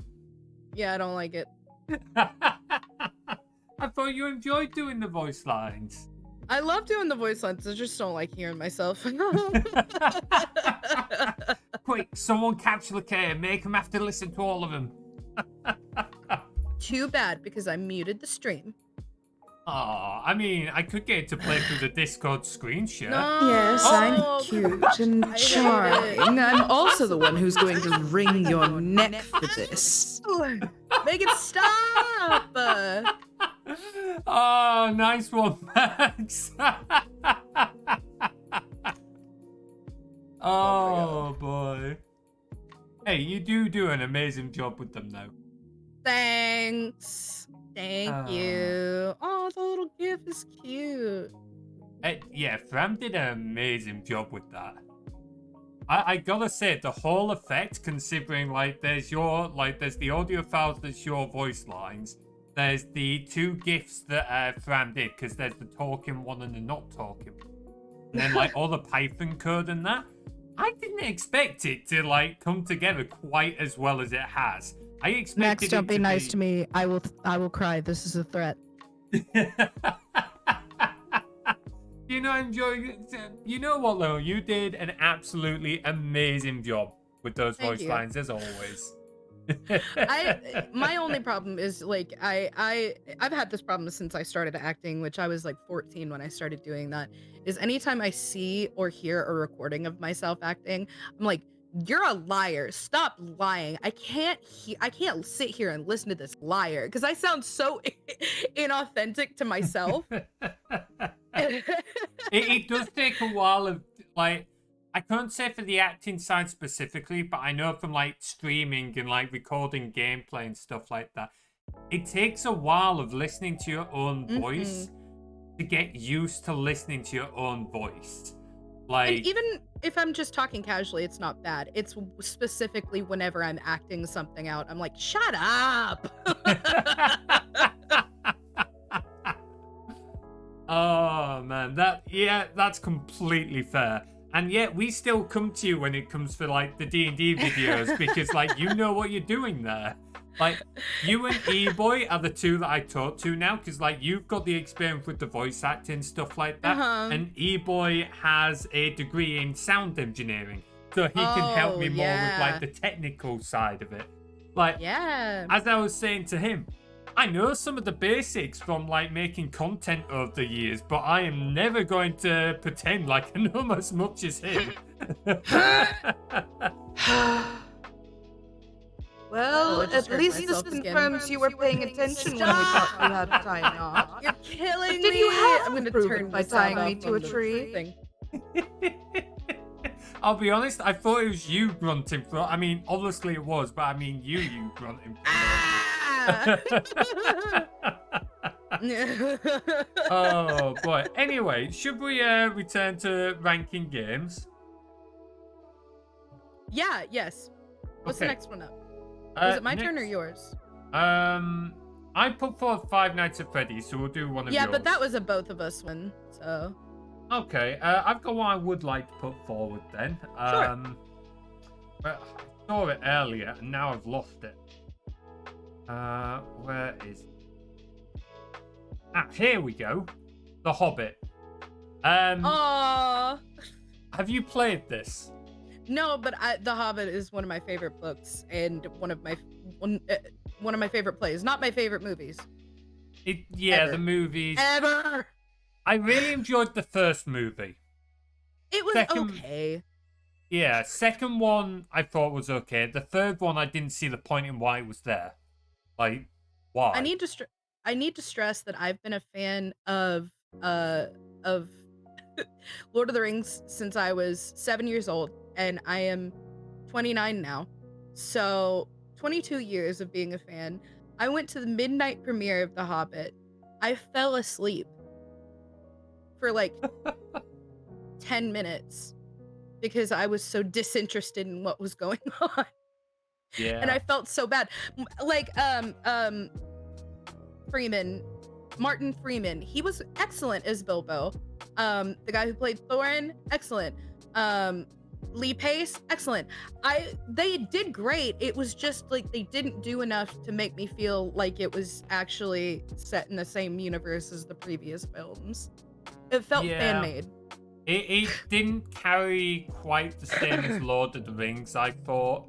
Like I said, I enjoyed the first one, but it felt a little bit... I don't know, it felt like at times they were trying to make too much of a spectacle of it. Right. There's certain things like with the river scene in the second one, you know, where they're going down in the barrels. But don't get me wrong, it was amusing, but it didn't feel like The Hobbit, if you know what I mean. You know who did it the best? The 1970s Hobbit cartoon. They had one song about it. They go down. The song is about 1.5 minutes long, and that's it. That's it. Not seen that. I kind of want to see it now, but you need to. It's made by the same people who did like the Christmas stop motion movies. Okay. I have to have a look I can't at remember that. their name right now. Yeah, yes. But yeah, like I said, I enjoyed the first one, but it went downhill. And honestly, the third one, in the book, like you'll know this, the Battle of the Five Armies in the Hobbit book is what, like a page long? Because that's not what the book's about. Yeah, it's about Bilbo. And Bilbo's knocked out for most of it. Exactly. So like they were trying to bring in too much stuff that they didn't get into Lord of the Rings. They were trying to like make too much spectacle of it, and it didn't feel like The Hobbit anymore. Yeah, no, they added too much from the Silmarillion and a lot of the side stuff. And while I think that it is valuable to like acknowledge that part of the lore of Lord of the Rings, I don't think it was necessary in order to make a good movie. There could have just been one movie because there's only enough content for one. Yeah, Make it a fucking musical. The cartoon did. I fully agree. I said I could maybe see 2 films, but certainly not 3. It would have been better, like, condensing it. Even if it was, like, one longer film, maybe. Great. But, yeah, they've just stuck too much in it. It no longer felt like The Hobbit. I've never seen the third one. I gave up after the second No, one. you will not like it. I know. I've heard. I'm like, normally I wouldn't try and speak for people, but I can tell you in this case, if you didn't like the first 2, you definitely won't like the third one. Don't bother seeing any more, Max. They're really not that good, unfortunately. There's been fan edits of the movies to condense them down, and I think I want to try watching one of those because I think it would make it a much more enjoyable experience. Because I think there are some that have been edited down to like 2 hours, which is awesome. Please, no more 3-hour movies, no more 2-part movies. Wicked should not have been a 2-parter. I didn't know that was a 2-parter. It is, Oh, and that's a boy. 2-hour long movie. Do you know how long Wicked is on Broadway? 2 hours and 15 minutes. When the Broadway version is half the length of the film, what the fuck are they bloating in there? Probably Like- adding stuff from the book, which is fine because it did start out as a book. But like, it didn't have to. You would have gotten anyway, we're here to talk about a video game. I'm so sorry. Yeah. No, don't worry. I totally get it. At the end of the day, it's a just chatting stream, so it's a nice chance to just hang I know, out. but like, focus. The Hobbit was... I've got to be honest, I am blinded by nostalgia a little bit, but I still say this is a good game. It had mixed reviews when it first came out in 2003. What didn't? Yeah. The main issue folks had with The Hobbit was that it was originally made for GameCube, and it didn't utilize the full graphics power that the GameCube could use. I still think it looks pretty good. Yes, some of the textures could be a bit higher res, but overall, I think it still looks pretty good. And overall, I think it's a really fun little game. It plays through the story. It's closer to the books than the movies are by a long shot. Obviously, it does some bits differently because they make a game out of it, but it stays relatively true to the book. Like My the wife puzzle also mechanics- agrees this is a good game. Oh, she played it. Oh, what did she Yes, think? she's talked about it on she says that was like I want to get this right. I don't want to tell a lie. I just know that she enjoyed it because she brings it up whenever we talk about The Hobbit. I think I would get on with She's her like, very "The game well was because good." I loved it. Yeah, like Yeah. brilliant game. I could definitely recommend it. I think it'd be kind of up your street, Liminal. There is like some combat in there, but for the most part it's more story mind driven. combat. There's puzzles in there. Like it brings in some extra characters and stuff like that. But I think you'll enjoy that more than The Hobbit. Adorable that you Right. thought that would hold me, but you're simply not on my What level. were you showing? I guess you got 3 Liminal. Lakea, Oh. I should say. Hey, the magic, the immersion. Yeah, you're still stuck in your cage, aren't you? So yeah, I'm gonna have to put this S tier. I don't want to blow S tier up too much. Says you. What? Blow it too much? Yeah, I'm gonna put a whole bunch of stuff out there. There is Okay, one that's that's probably fair, gonna make people a little bit sad. That's completely fair. But The Hobbit is one that I can stand by. I think it's still just a good game. Sure, the graphics have aged a little bit, but the puzzles are still sound. They were meant for kids, but they're still sound. We can enjoy them as adults. The story is still mostly the original story. And it's still got an active speedrunning community, as it turns out. Hey, there are plenty of games that came out like a long time ago that speedrunners still work on. I mean, there's like an active Tetris competitive community for Tetris, like for the NES. I know because my wife like would do like little competitions and stuff, and I think that that's really cool. There's also a world championship. There is, which honestly, like, you watch so those players, it's fucking. It's so fucking- cool. I I'm- love watching it. I'm not sure if they're, because like, I remember watching there's a really good documentary on YouTube which documents like the history of speedrunning the Hobbit, and like they say at the end of it, they don't know if you can get much faster than what they've already done. Mm-hmm. And I do wonder, because like it's a 2.5 hour documentary, it's a long one. Go on.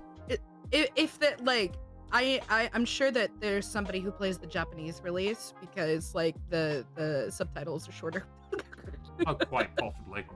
Anyway, next game, one for you. Do you have one more pick? Let's do Faith. Faith is right there. It's right at the top. Faith. Yes, Faith. Yes. Faith, I think the I only saw Unholy you. Trilogy. Yeah, I only saw about 10 minutes of you playing this. I don't Oh my know god, a lot I played about the whole it. thing.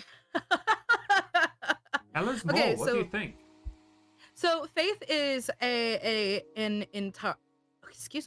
an Atari inspired game with cutscenes that are done with rotoscoping. And it is a horror game. It is probably one of my favorite horror games that I have ever played.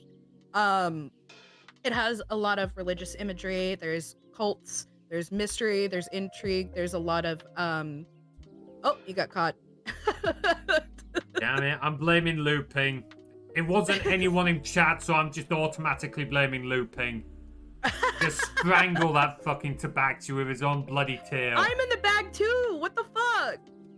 Look, it's looping. He was going to get both of us. My God. Little shit. So, what I appreciate the most about the game is that it works within a limited color palette, but it's able to it's able to gesture towards deeper topics without delving too far into them. There's multiple endings, which I always appreciate in a game because it encourages replays. Recently, because I was looking at the store page, I like to browse all the updates for games that I have in case something new happens. They recently made an update where you can skip cutscenes to help speedrunners get through the process faster, which I think is really cool whenever a dev team works with the community surrounding it because it helps promote growth.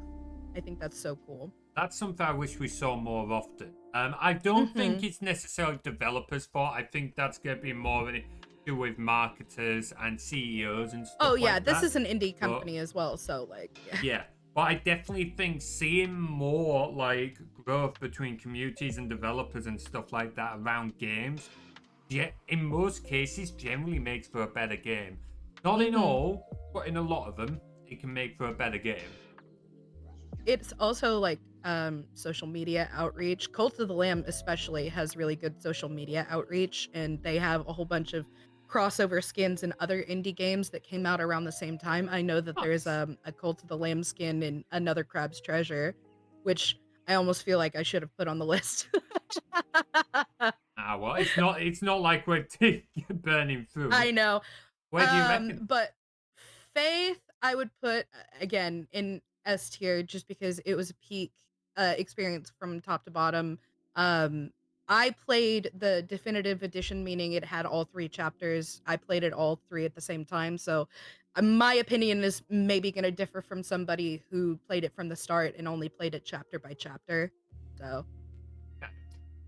I've got another one then. This one's going to go near at the bottom. And it's a bit of a shame because I did play this a fair bit as a kid. But that's mainly nostalgia speaking.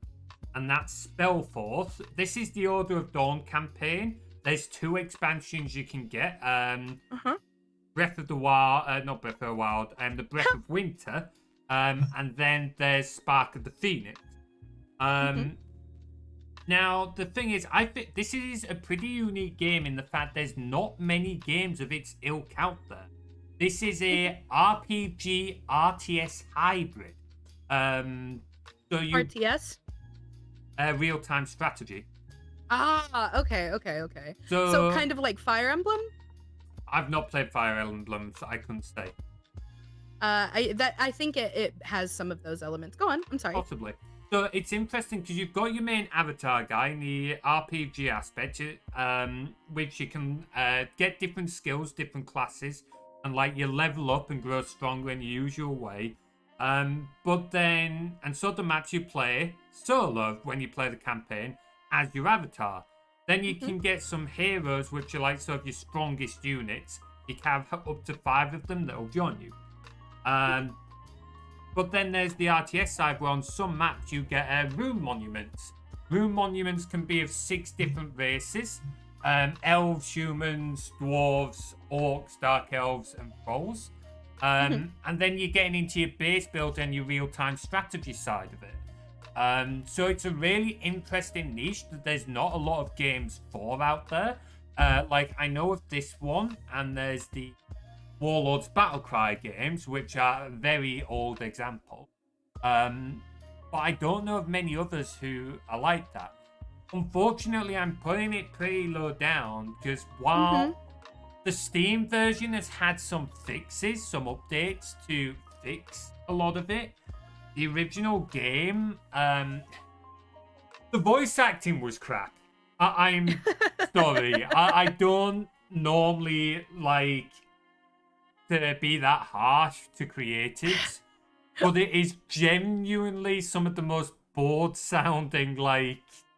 I have a problem with certain types of voice acting. So if I just don't vibe with a type of voice acting, I will put it in another language.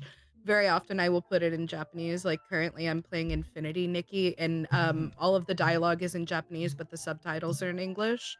And I feel like it gives me a much better experience. That's completely fair. I wonder if that would work with something like this. It's like there's one point in the campaign where like something big happens. Your dude is meant to be really pissed off because one of your close friends has been killed, like right in front of you. Like you've been used to like bait a trap to kill them. And then it happens again later on, so you lose 2 friends. So the person who's responsible, you like in the story, you get really mad and you're meant to take the fight to them. And the voice acting is really monotonous. It kind of takes on a slight edge. That bastard's gonna burn in the gorges of Bardagor. And it's like... I didn't understand a single word you just said. Yeah, it's a line from the game. But it's like, that's the first time there's any emotion. And it's still like mild annoyance at best. Then there's some of the mechanics where... you can make ranged units in the game, so your main avatar can be ranged. However, usually in a game like this, if an enemy gets close to your dude, you'd expect your dude to just start attacking them, wouldn't you? No, your avatar will only start attacking them if that enemy is stood right next to your avatar and that enemy attacks them first. But if that enemy is at a range, your dude will just stand there. So, for example, I would usually play a melee character, and if I had some ranged enemies shooting at my guy would just stand there getting shot at. That's very funny. Yeah, he wouldn't do... Which is stupid. Any other unit would move to, like, fight back. No, your avatar will just stand there. And there's a lot of stupid things like that. It's a shame because it has got a fairly unique story, and I would love to learn more about the lore and stuff like that. It's got some interesting characters. It's just the implementation is not as great as it could have been. What's your ruling, my friend? I've put it in D. D? God. Yeah. Bless. D. Another one for you then? Let me see. I kind of want to do... Do I want to rant or do I want to be very happy that it exists? The bottom is very empty. It helps. That's true. Let me pull up the screen share because it's better quality. You calling my streams low quality? No, I just have it at a low quality, so I'm not. That's fair. I was expecting you to jump into it and be like, yeah, you shit. Yeah, it's nasty, terrible, doo-doo, honky shit. Let me see. Okay. Something I have mixed opinions on. Fortnite. Oh, that's an interesting one. Yeah. Okay, so I enjoy Fortnite. I think it's fun. However, it's only fun on one mode, which is no build mode. And well, okay, that's not fair because Lego Fortnite is fun, but they only waited until just now to add like a campaign to it. So before now it was mostly just building things and that was it. Now there's actually a story. I can't play Fortnite for very long because my brain gets tired, and also like I feel kind of blocked out from a lot of the fun of the game because I can't like really buy skins or anything like that. So something that I see that I would want, it's not like I can earn it by playing the game more. And the battle pass is very, very, very cheap. Not cheap. What's the word? Expensive? No. What's the Predatory? Scrooge, like miserly. Oh. Like they don't give you a whole lot for how much you have to work to finish it. And I think it's specifically to like dangle all the things you could have in front of you so that you're more likely to buy it. That's something that I just really don't like about Fortnite and why I feel so mixed about it. I would probably put it in D because if it didn't have all of those practices, I would give it a better grade. I can get behind that. I remember when it first came out, me and the guys played it, and we enjoyed it. Like back when the gameplay building loop was is in fun. it, Yeah. I enjoyed it with the building initially because I thought the building was a unique idea to like what was out at the time. But then obviously it got a little bit meta. And I did try it again with the no build mode, and it was more fun.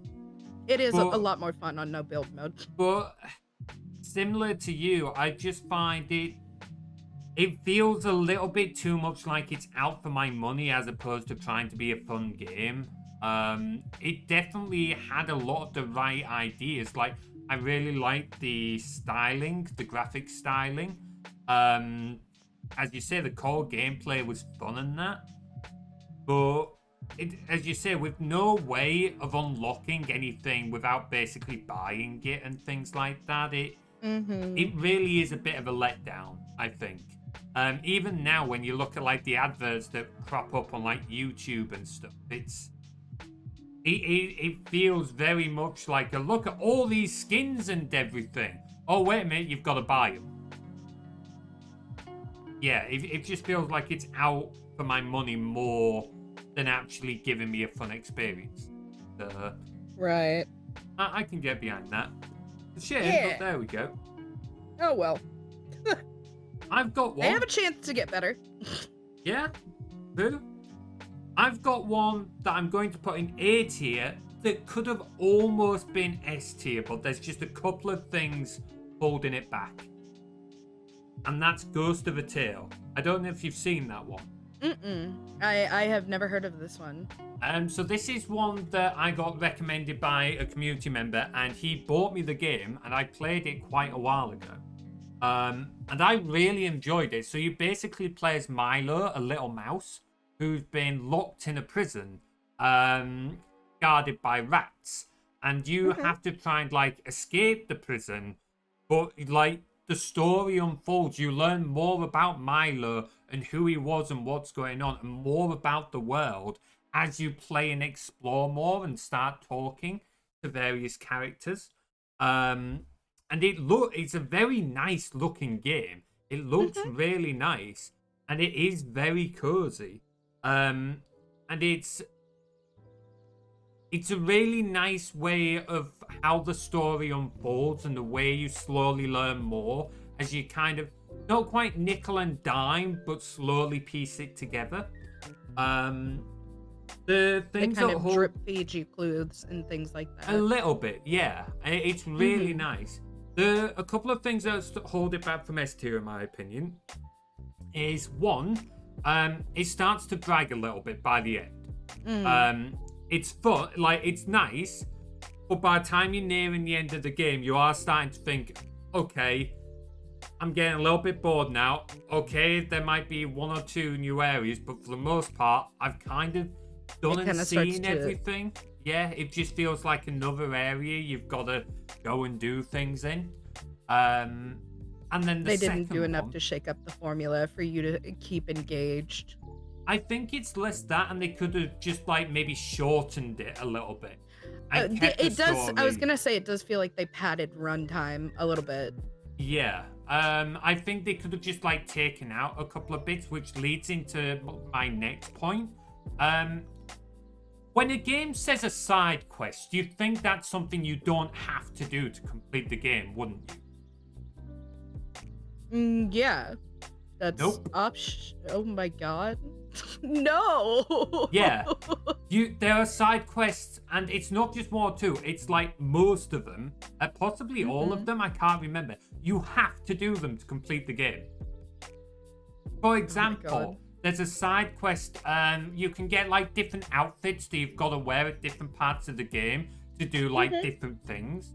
And so some of the side quests are go and collect like all 4 pieces of this outfit. It's like, okay, that's a full side quest.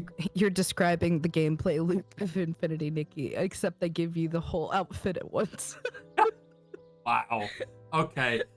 It's so like you go and get you think that's a cool idea, but I don't have to do it. No. It'll be there as a side quest, but then the main quest will say at a certain point, you cannot do this until you go get this costume. So you've kind of got to do those side quests. And it's like, while it fits into the story, it's also really annoying. Like, there's some they should have just is, made it a main quest in the first place. They should have made it a main quest, but they also shouldn't have made it as difficult to find some of the items as they should have. Like, if you're going to make some of the items that difficult, they shouldn't be required. If they're a requirement to pass the campaign, they should be easier to find. It got to a point where I was nearly at the end. I still needed a couple of bits. I ended up looking up a walkthrough. I don't usually do that on the games I play. I prefer to get the satisfaction of doing it myself. But it was getting tiresome, like searching around the same areas of this map that I'd already been around several dozen times, looking for like a couple of specific items that were hidden in tiny nooks. So that's what's holding the game back from S for me. Like, it had all the makings, but there's just a couple of decisions in there that I'm afraid let it down in the long run, which is a bit of a shame. Still a great game. I can still recommend people like give it a go just to explore a little bit. But it is a little bit frustrating to try and complete it to the end. Yeah. Another one for you, buddy? Sure. You can just pick one at random. Let's see. I kind of want your opinion on Pikmin 4. Oh, what a beautiful game. Okay, so a little background on me. I have been a Pikmin fan for almost as long as I have been an Animal Crossing fan. Unfortunately, the only game I ever played was 1. Whenever I picked up Pikmin 4 for the first time, it felt like... Excuse me, hold on. It felt like the game that I wanted to play as a kid, because it didn't feel unfair in the way that Pikmin 1 can, because there are some ways of doing things that they could have explained better. Your goal is to survive for about 30 days and maintain Pikmin in that time frame, and they are like your little helpers. They help you collect items like the pieces to your spaceship so you can go home. And there was something about the management and of the dangers that you felt because you're you're like this tiny little alien species that's like maybe an inch tall, and you land on Earth where everything is huge. And so it really feels like, if you've ever seen the movie A Bug's Life, it really gives you a Yes. sense of scale of how small these animals are, these little beings, these creatures are. And I felt like no other game has ever made me feel that way.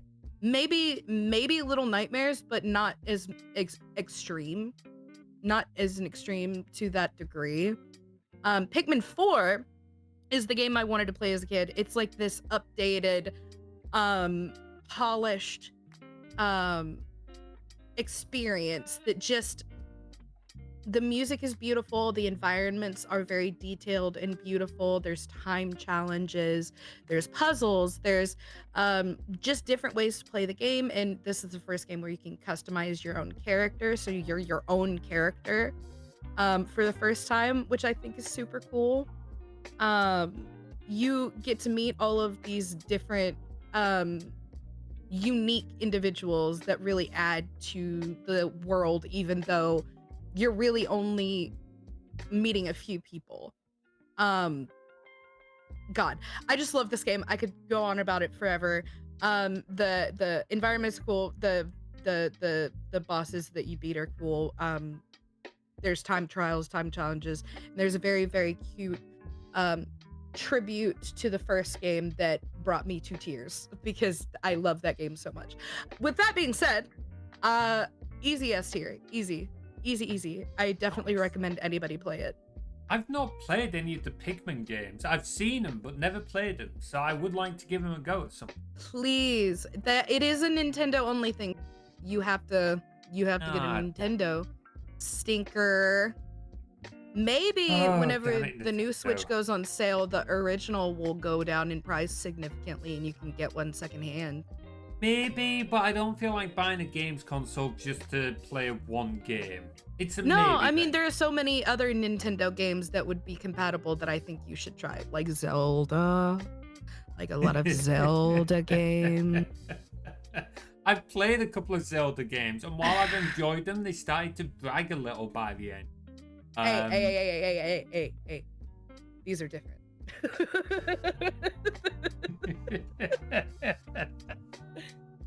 Oh man, You can tell by all the Zelda games in my list. I gotta say, when I was going through making all of these, I literally said to myself, I didn't realize there was this many Zelda games in existence. I have played a lot of them, yeah. I'm a big fan. But I'm a later fan. I didn't start getting involved with Zelda until I was like 18. Oh, fair. That's still like 10, 11 years though, isn't it? Okay. I have another A list for myself. Yeah. Stronghold 2. This is one I'm guessing you probably not played if you don't do many strategy games. And this is a niche Nope. one. I've heard of it. I just have. Oh, oh, that's kind of surprising. It's not a big game. It's not a big studio, Firefly Studio. So Stronghold 2 is a strategy game, but it's a little more niche. It's a castle sim. So you have to actually manage an estate. So like your maps are split into different estates, which might have different resources in. And you play as like a lord battling other lords, but you can like manage other estates if you earn them. It's like a mini version of Civ. Yeah, like same thing, but it's real time, not turn based. And it's not tile based either. And I think it's really good because you've actually got a lot to do. Stronghold 2 is like an old one, it's 2004, but like there's the Steam version with a lot of like player content, a lot of really good player content as well. People have made like Lord of the Rings siege maps, like Helm's Deep and like Minas Tirith. If you're interested, I'll show you. Specifically I'm so excited right now. Yeah, the Minas Tirith The only way to one get was me to really good. strategy games. Yeah, like a lot of really good stuff, and it's interesting because it's got a good balance of the siege and home life. Like, you have to feed your peasants. You have to keep them happy. Like, you've got to have them working on different things. And like I said, depending on the map you're playing and that, you might have different resources available. So you've got to, like, micromanage your different estates. And now suddenly combat's got an interesting bit because you don't have to attack people directly. You can go after their estates and starve them of resources. So, like, it's not quite S tier because it is pretty niche. I don't think it's the kind of thing for everyone. But I think it succeeds at what it set out to do. And it's very good at what it set out to do. And even nowadays, like I said, it's 20 odd years old. From the original game, it's still very good at what it tried to do. And I don't think there's another game, I don't think there's another castle sim that strikes this as well as Stronghold 2 does. You've also got the peacetime campaign, where you just play peacefully. That's all about estate management. And then you've got your siege trials, which is all about the sieges. It literally gives you as many options as it can realistically give you for what do you want out of this castle. So I love that. Yeah, if you're interested, I'll see if I can find the Minas Tirith map at some point. That was really good. I don't know if there's still the Helm's Deep one up. When I first played that on an older computer, it lagged. It lagged hard. No. The game had a map editor where you could like make your own things in game, and now you can like push them to Steam and that. And the Helm's Deep one, basically, it was a very simple map. There wasn't much to it aesthetically, but they put in so many archers. Like, holy shit, we're talking about thousands and thousands of archers just for you. Which is a lot for a game where, like, the usual pop cap for your army is 500. Because, like I said, this is kind of like more your estates and small skirmishes, as opposed to, like, whole countries at war, if that makes sense. Right. No, that makes sense. So, yeah, can definitely recommend if people will give it a go on Steam. Pick it at random, my friend. One for you? I'll do, oh, no, I know one. Hatful Boyfriend. It'll be 2 from the Animal Crossing on the left. It's on the 3rd row. There it is. The pink one. Oh, right, okay. Yeah, I saw this title. I was like, is that a typo? Is that meant to be Hateful Boyfriend? Why is it hateful? Like, you have to explain this one a little bit to me, bud. Okay, so I don't remember who I saw play it, but I don't know how it got into my Steam library, but I have it. It is a bird dating simulator where the first time that you see them, they show you like the anime boy version of the character, and then the rest of the time you see them, it's a photorealistic picture of a bird. And it's a very funny game. It's very satirical. I played through all the routes. My one complaint, and the only reason that it's going in the B tier, is that the one same-sex like option that you have in the game is locked behind a DLC, and that makes me so sad. Hey, so sad. Genius, Hi, thank you so Genius. much for 25 months of subscription. Holy shit. You have been around for such a long time. Thank you for all the support, dude. Years. How are you doing? It's good to see you. You can see we've ranked sort of the games, and you'll see sort of the ones that you've recommended me on the list as well.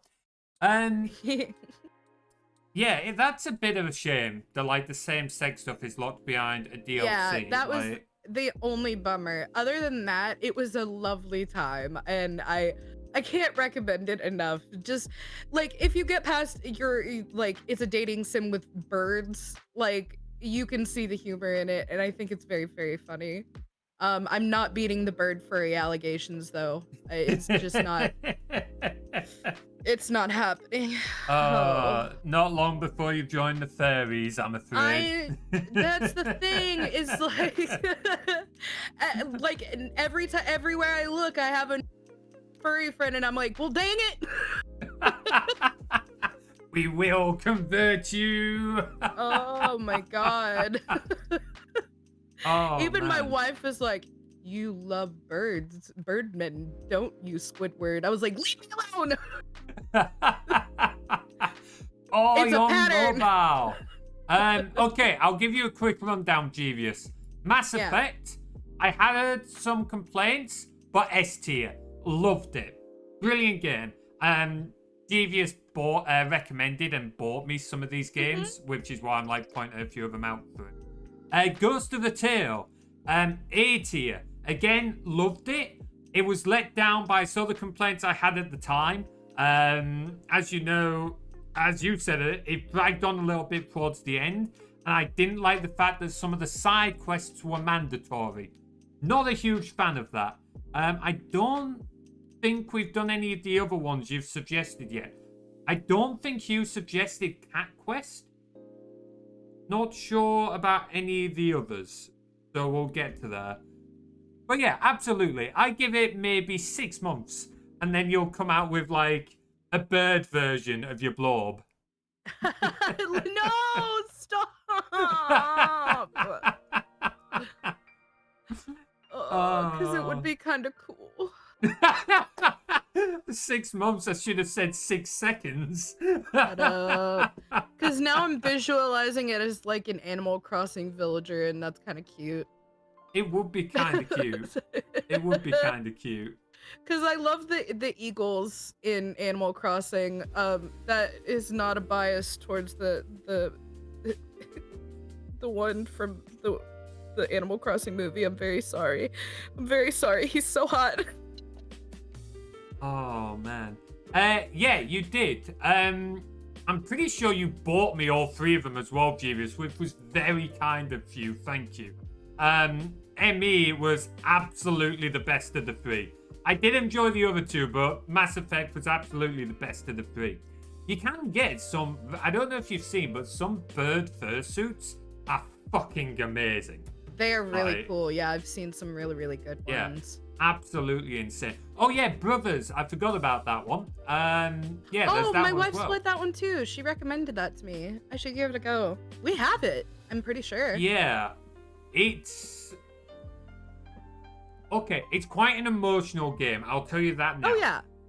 No, I know that part. I would also maybe not do it on stream as I did. There was one bit which I didn't realize was there and Genius forgot about.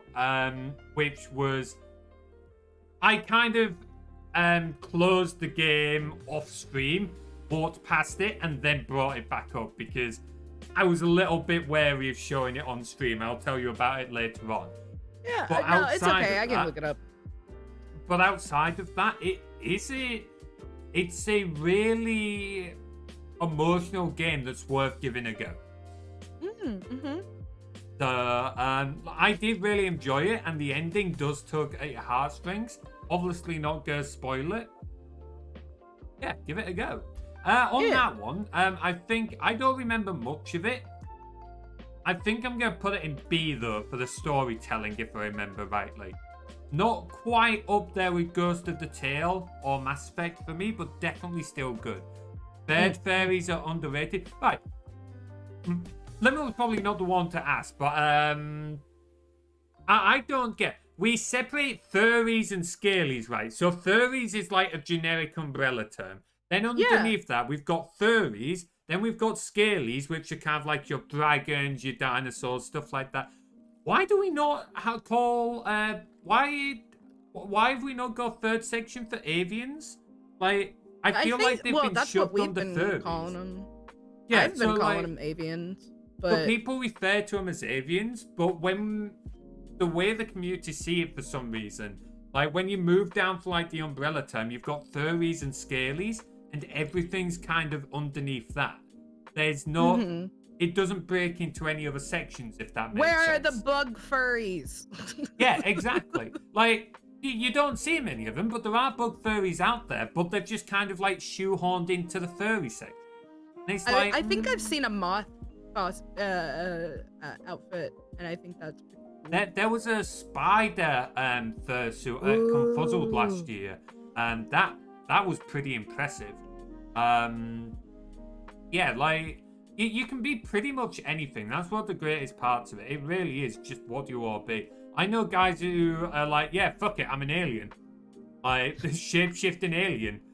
Shape-shifting What I sounding... did, except I said fairies. Pretty much. And Because I look, you're really wanted to pronouncing hammer it home right. that I'm gay. Oh, man. Complicated birds do retain some scales on their legs and some feathers. I guess. I don't know. Like, it's not that it really matters at the end of the day. Like, you choose like a race and stuff like that you want to go with. Like, it really doesn't matter. It's just one of those thoughts that I've wondered for a while now. But I do say that, like, you wouldn't call a bird a lizard even though they share a common ancestor, because you know Yeah. that they're two distinct things. So that, like, that's just getting into like the nitty gritty, when in reality they're just different. I think most people just would rather say bird furry just because it makes it clear what it is. I guess so, yeah. It is, yeah. I don't know. It's just what does. It is what it is. Like, you get Because some avians people... could just mean birds. Yeah, that's true. I get your point. Yeah, at the end of the day, you go with what you want to be. Some people moan about folks being like generic or whatever. Like, wolves are one of the top ones and always have been. I think. Materies isn't biased at all. Yeah, I'm not biased at all. Hey, I would say I stand out from a crowd. Don't you dare call me generic. Come here, you little shits. Materies isn't biased at all because he totally loves wolves. He loves wolves. He's really, really cool. I don't know what you're on about. I don't have like wolf backgrounds at all. I don't have like wolf backgrounds at all. I don't have like a playlist of wolf backgrounds. He doesn't like when I call him a dog. That makes him mad. I'm not a fucking dog. Oh, hush, fuck puppy. off, Why you are you over being so inflated loud? football. Why are you being so loud, puppy? Where's the bloody duct tape? The way I talk to my dogs. I sat here thinking, can I pet that? Can I pet that dog? Don't you stop, Jeevious. Can I pet that dog? Let's see. Oh, badass Ranger just gets called a cute puppy. Wonderful. Oh, boy. I really do not present the badass side of my character very well, do I? No, you do not. But that's okay. There's a distinct difference between the you and the you that is on screen. We can acknowledge that. Oh, what can I say? I don't mind playing the part of the daft fool on stream. Oh, whose turn is it? Yeah. I think you... Oh, we just did brothers, so it's one for you now. Pick one. Pick one. Do Fallout 3. And you're all pests, guys. Okay. So this one I can do as a combo too, because I can do that with Fallout New Vegas. And that should be, yeah, that's right there. Okay. So Fallout 3 was my very first Fallout game. I had a very great time. Over time, I have learned that that's because I made my own fun. The main quest, while fun to a degree, was not as fleshed out as it could have been. A lot of it was just chasing your dad around, and the final confrontation left a couple of things to be desired. Because in a lot of times in Fallout 3, they would take away your agency when they felt that the story beat was too important. And I feel like for an RPG, that's very frustrating. Because RPGs are about giving your player agency over their choices. because you are role playing what you would have done in that situation. On the flip side, you can tell that I've watched a video about this recently because I keep refreshing my thoughts about games that I like. Fallout New Vegas, on the other hand, has a very rich story. It has all of the fun things like the combat and things like that from Fallout 3 and refines them in a very good way. At this point, I'm paraphrasing H-Bomber Guy because he says my thoughts better than I do.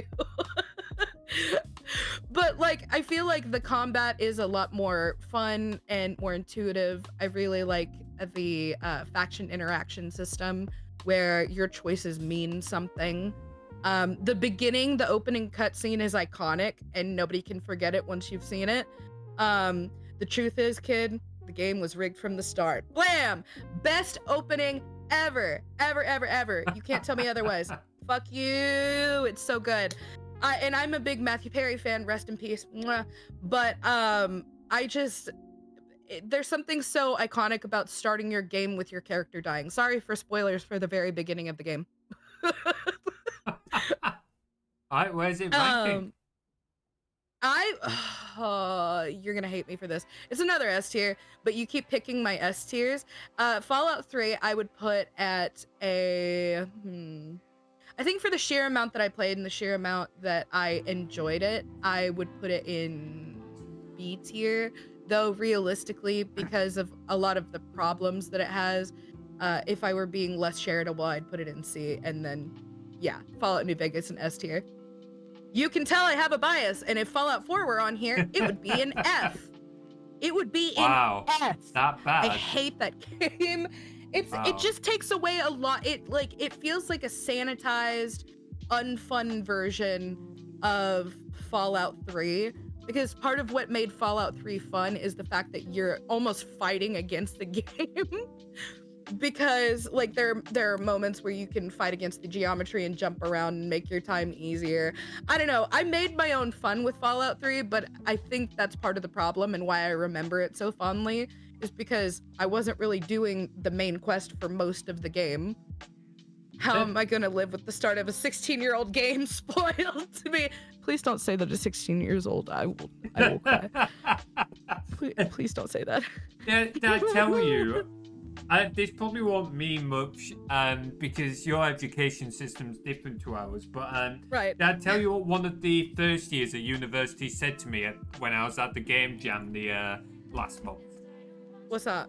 They were asking how many game jams I'd done, and I was no. My first game jam was back in 2017, at Global Game Jam 2017. Oh wow! And they turned around and said, "I was in primary school then."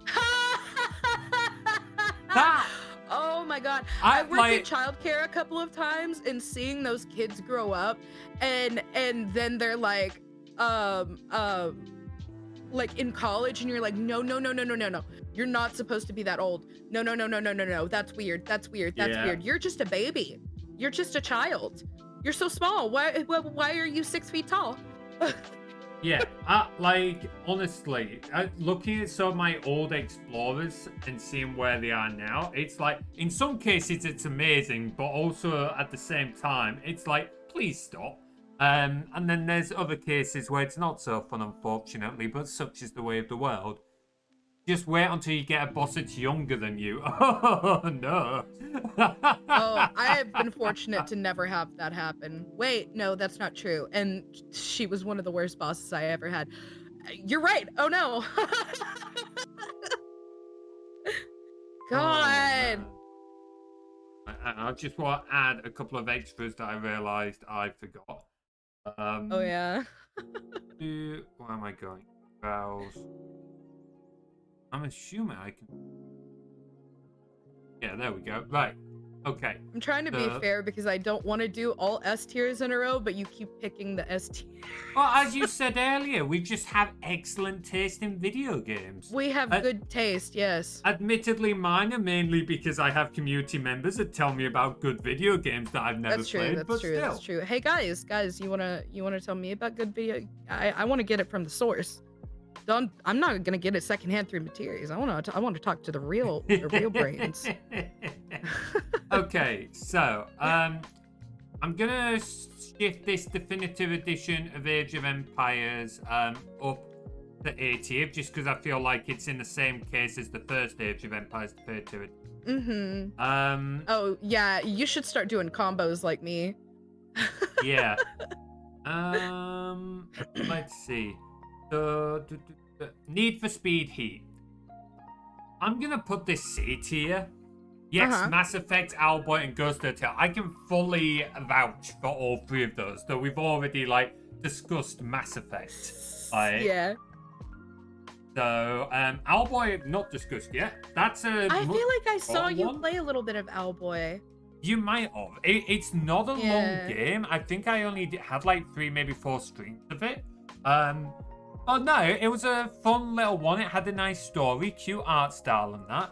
I wouldn't put it up at S tier myself, but it was definitely a fun little story-driven game. And some of the the emotions. It's giving me B tier. Yeah, I could put it with B tier. It was a solid little game. But first, Need for Speed Heat. Right. I do like my driving games. I do like racing games. And I initially liked Need for Speed Heat. It felt a little bit too arcadey initially. I usually lean a little bit more on sim side. But I do enjoy the street racing games. Do you like Forza? I've not tried Forza, I couldn't say. I'd give it a go though.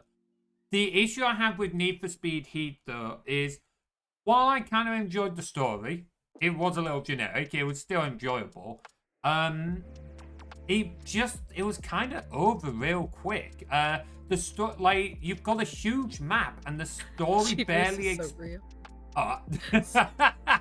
Yeah, me too. No, I can fully get that. Yeah, you don't explore the whole map. The story barely has you exploring much of the map. And you get to the end race.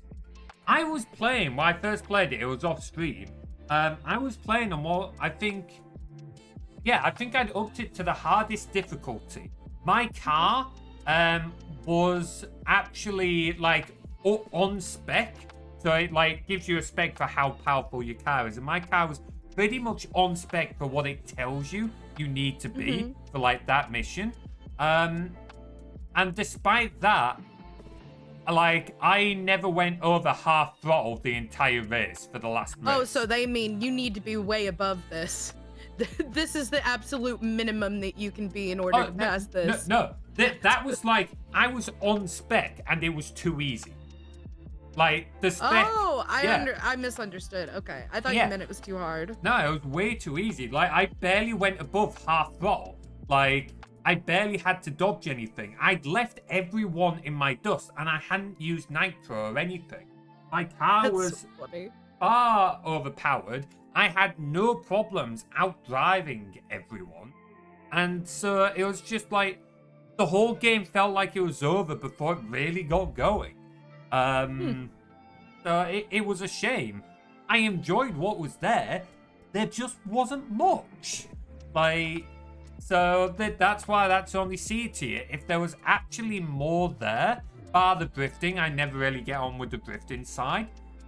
It could have been B, maybe A, but no, it was crap. Let's put it this way, if I'd paid full price for it, I would have been pretty pissed. Understood. Yeah, there's just not enough there. I've only played that on Wii. Most Wanted is the best in the series. I've only played that on Wii, and the Wii version is not the best example of it. Oh my god! I do Did want you have to try the it on steering PC. wheel? For the Wii? Oh. Yeah. We The have steering Wii wheel remotes on attachment? GameCube. Not for It the was Wii. Oh my god, because there was these little add-on attachments that you snapped your Wiimote into, and they were shaped like steering wheels. Yes, we did have those. Yeah. Well, we also had GameCube controllers as well. Oh, that I we also could play used with my those. GameCube controller because Um, I would play my GameCube games on the Wii. Yeah, no, they were excellent. Another Need for Speed that was on the Wii that I could recommend, Need for Speed Carbon. That was excellent. I keep meaning to get that out and play more of it at some point. Solid game. Yeah, Sonic Heroes is definitely on there. I had to generate E tier and F tier for it. Safe to say, it Nothing's deserves gone that into place. E tier yet. No, I don't think we've found anything quite there yet. Okay, I've got one game that may surprise a few folks. I'm gonna put Dungeon Keeper. I'm gonna put it A tier. As much as I had some issues. On my old channel, I did mainly only Dungeon Keeper. I didn't really stream anything else. Really? Oh, okay. Yeah, so there was a community mod that basically added in loads of extra campaigns made by people, as well as fix up a lot of the bugs, because the original game, as good as it was, had tons of bugs. Tons and tons of bugs. And added a lot more to it. However, I stopped streaming on that channel for several reasons in the end. Part of it was I was getting tired of just playing the same game. Some folk will know this because I've said this several times on my channel. Some of it was I was getting a little bit tired of certain people in the community. I was getting tired of backseat gaming and stuff like that. Oh, absolutely. And it's a great game, Genius.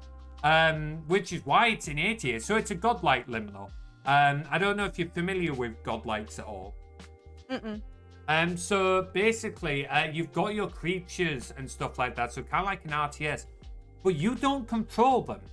It's a little more like, I guess, a little like The Sims in the idea of you've got to build rooms and like manage your dungeon to attract different types of creatures. And different creatures have different types of personalities. You've got to like make them keep them happy and feed them and stuff like that.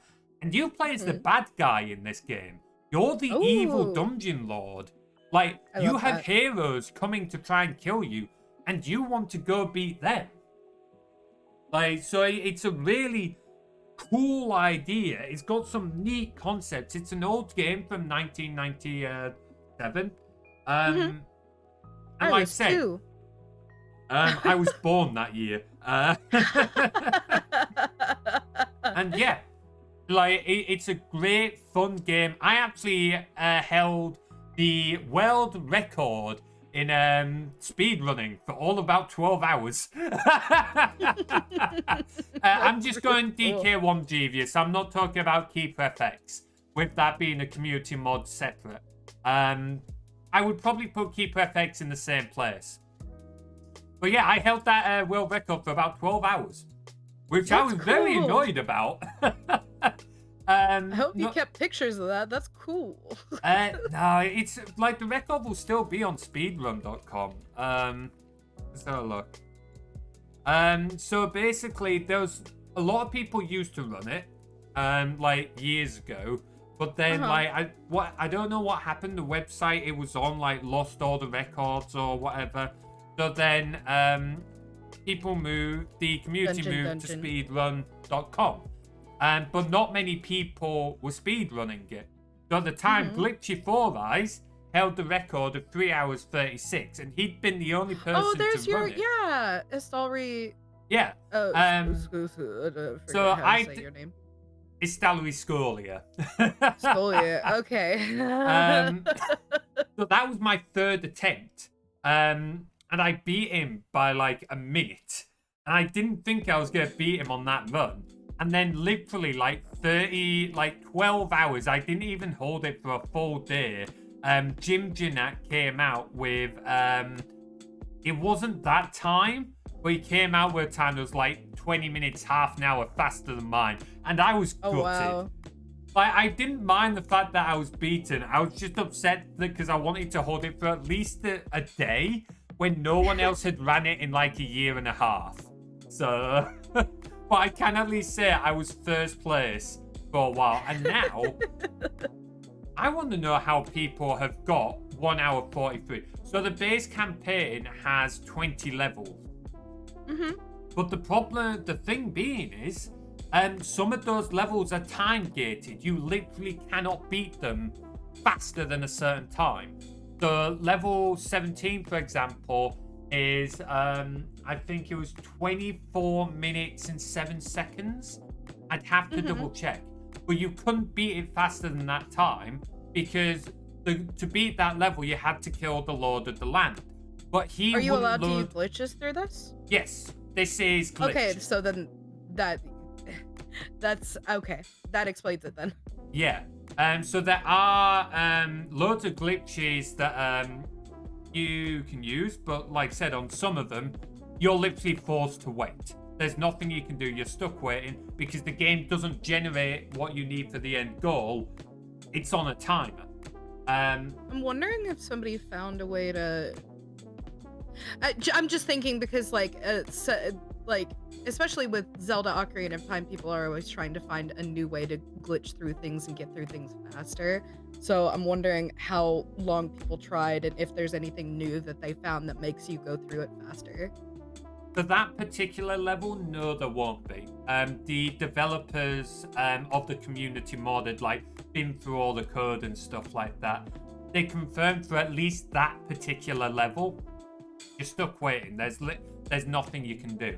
But there were definitely glitches being used, and I don't know if people still are now with some of these times. They might have found a better way.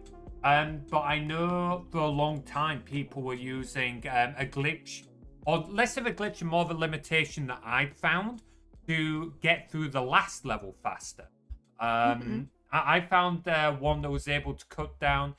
It wasn't much. I think it was about 20 seconds, maybe 30 seconds off the last level. But I was pretty happy that everyone was using that at the time. So go me. Basically, there's a limit to the number of creatures on each map of 255.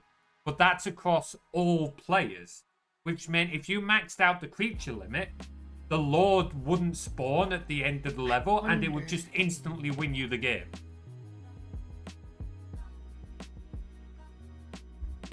I won't keep boring you over it. But... No, I'm looking something up because there's a game that I did as a kid that I did very fast, and I'm wondering what the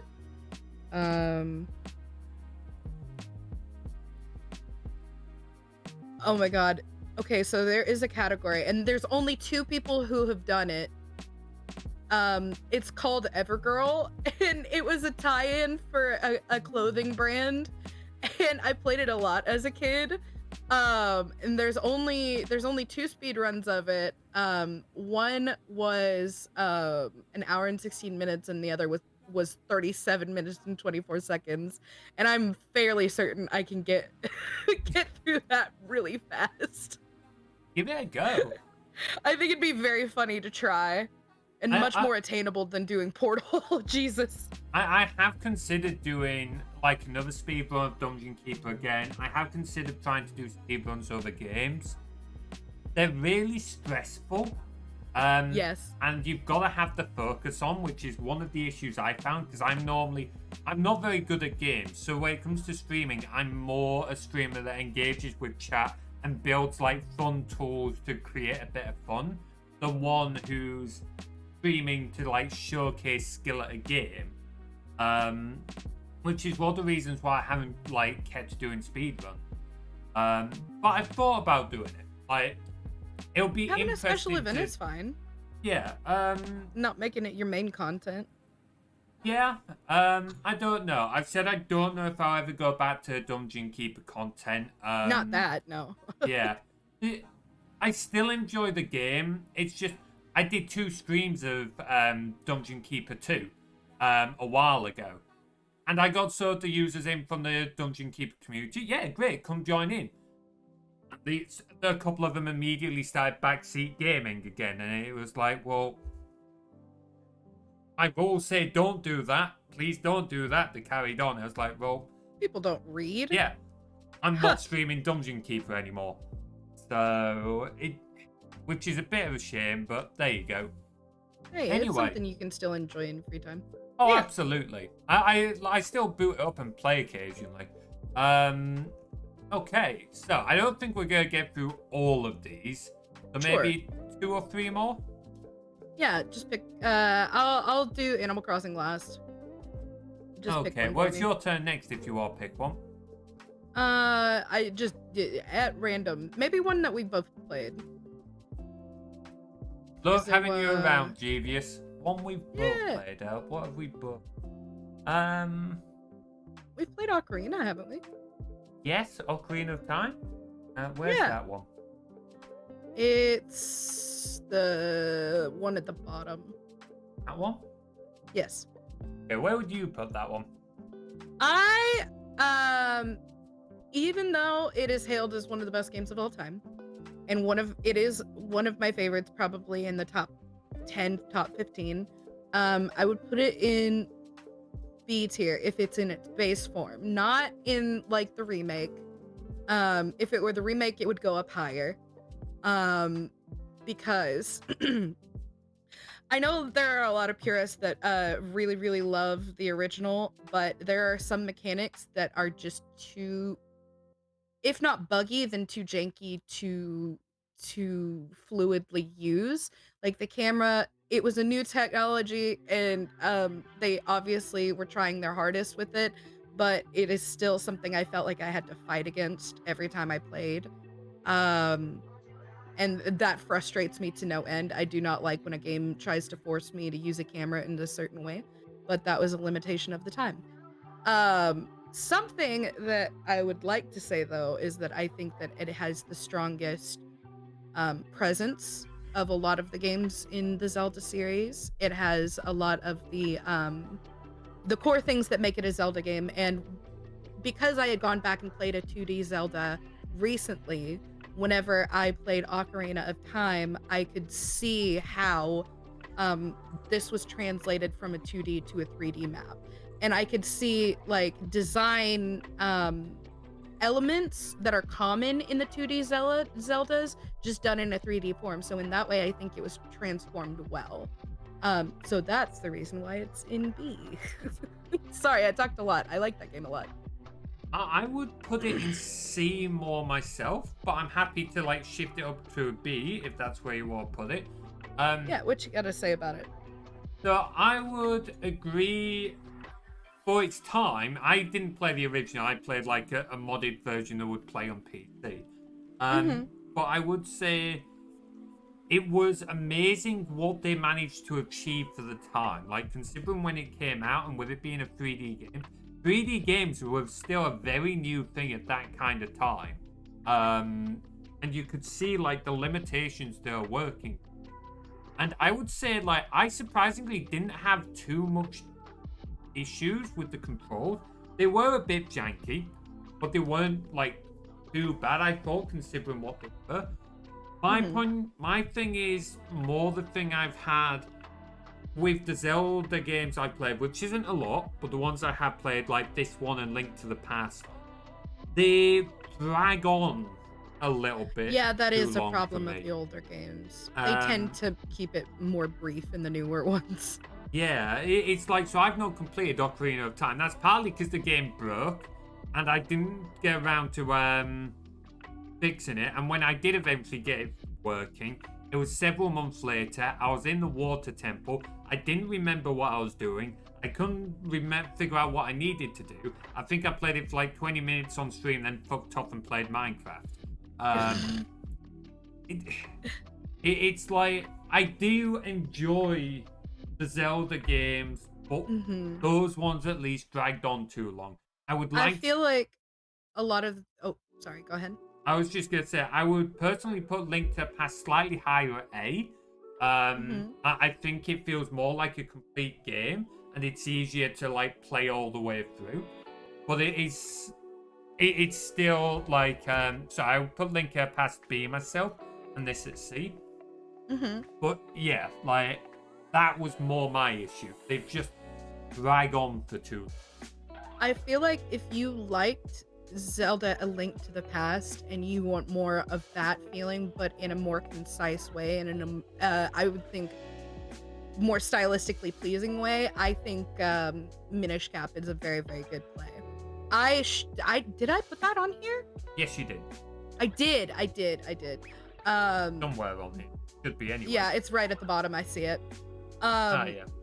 I feel like it is made by Capcom, so it is made by a different company. But I feel like what they did was they took a lot of the fun things from the 2D Zeldas and they I don't know, they gave it like this cute veneer, and they also gave it a core mechanic that was unique to that game. And I think that that's something that goes through all the Zelda games that they try to repeat, is have a core mechanic that changes the formula in some way from the last game. They do that with A Link Between Worlds, which is a spiritual successor to Link to the Past.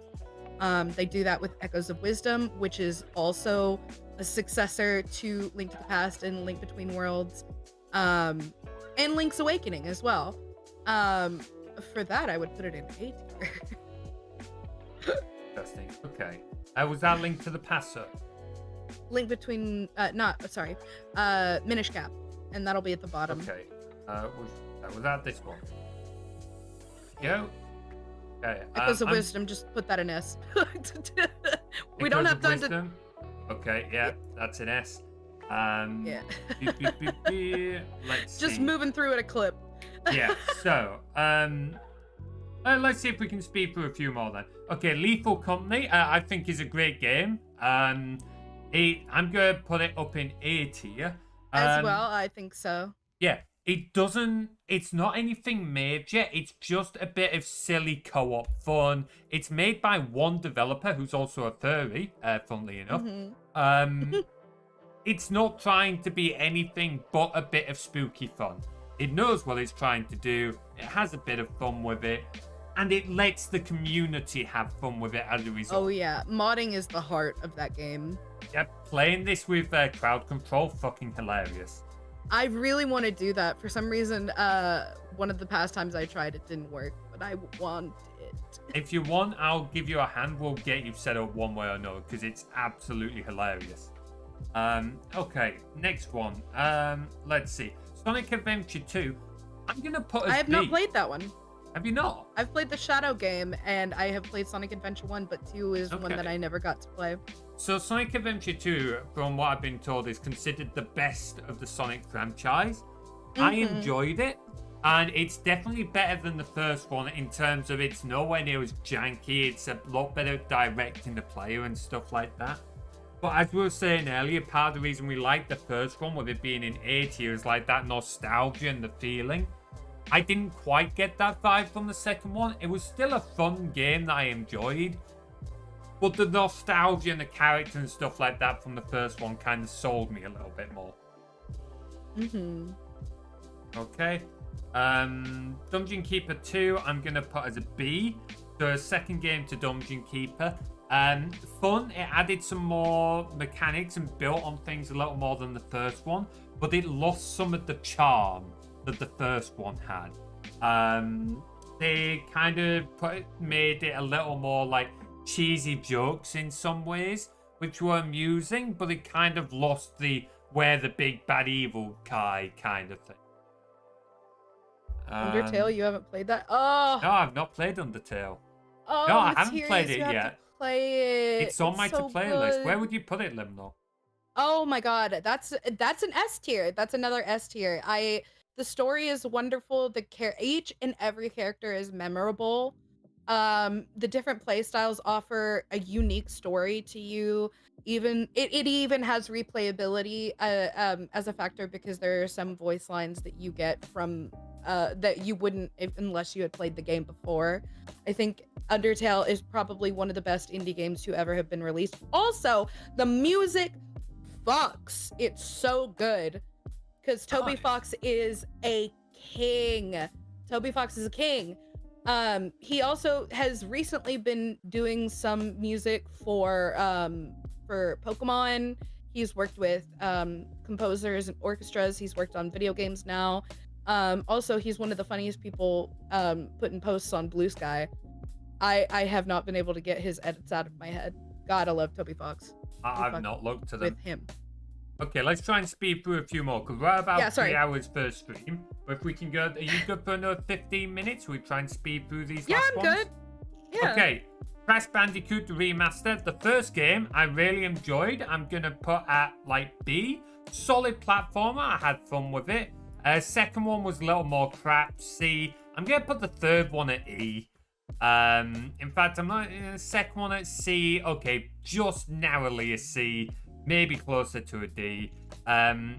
It just got worse over time. Yeah, solid E. It's not quite F, but it was crap, the third one. I don't know if you've played them, Liminal. No, I have not. First one, yeah, great. Can recommend. The later ones, don't bother. Right, let's see.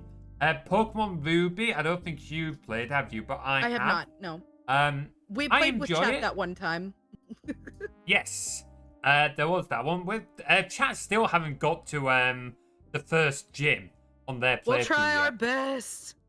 maybe we should do another just chatting stream and let them Right. have at it at some point. Right. Okay, C. I enjoy it. Good bit of fun. It drags on a little bit though. You've got to be grinding a little bit, but enjoyable. Let's see. Going through some of the others. Titan Souls. I would put at a solid B. Enjoyable. It was originally a Game Jam game. Excellent idea. So Titan Souls was made at a Game Jam originally, and they expanded on it, Liminal. But they had an excellent use of theme and stuff like that. But it's a boss rush, so you basically the whole game is you fight up to 19 bosses, and that's it. But you've got to figure out how to beat each boss. Oh, okay. Yeah. It's an interesting one. Okay, so Halo ODST, Will's gonna hate me. Wasn't a fan. I'm gonna put that at D. The other Halo games, Combat Evolved, I'm gonna put up at A. Thoroughly enjoyed that and loved it. The other two Halo ones, I've got a Halo 3, Halo 2. I'm gonna put a B. A lot of fun, really enjoyed playing them, partly because I was playing with Will, but the games themselves also a laugh. Liminal, Luigi's Mansion 3. Oh my god. Okay, so it's a fun and little creepy time. I think the problem is that a lot of people have with it is that it's not as creepy as the first game. I think, unfortunately, the creepiness was added to in the first game by the limitations of the hardware and the limitations that they had to work within, and that's why they were able to achieve it. I think the reason that the game has gotten more colorful is because they have more resources. So I had a wonderful time. There were a couple of things where I wish that it had been better, so I'm gonna put it in A. Next one, I'm gonna rapid fire. Okay, Stardew Valley. Stardew Valley. I've played that game so much that I have hundreds of hours in it. This is biased because I understand that it's not everybody's cup of tea. It's for me. S tier, please. S tier? S tier, please. Devious thinks A tier. Nice. Okay. Super Mario Sunshine. Oh my god. Okay, we're gonna have to save that for last because I'm gonna talk about it a lot. Just rapid fire the other Marios at me quick. Okay, the other Marios we have Super Mario 64. I would put that in C tier only because the controls I felt like I had to fight against. What I will say is that it is the blueprint and the basis for all of the other Mario games that came after it, and it was very innovative for its time, and for that I appreciate it, and it is a very good game. It just frustrates me now. Okay, next. Mario Odyssey. F. F. Oh, really? Wow. Okay. It takes all of what made the other games good and buries it underneath a whole bunch of stuff. I feel like they spread themselves too thin. I feel like I know this is controversial. I'm sorry. Devious doesn't seem to agree. Sorry. Carry on. I know. Okay. I feel like I feel like they were too scattered in what they wanted the theming to be. I feel like there were a lot of different ways that they were pulling it. There was the hat theme, there was the Odyssey theme, there was the wedding theme.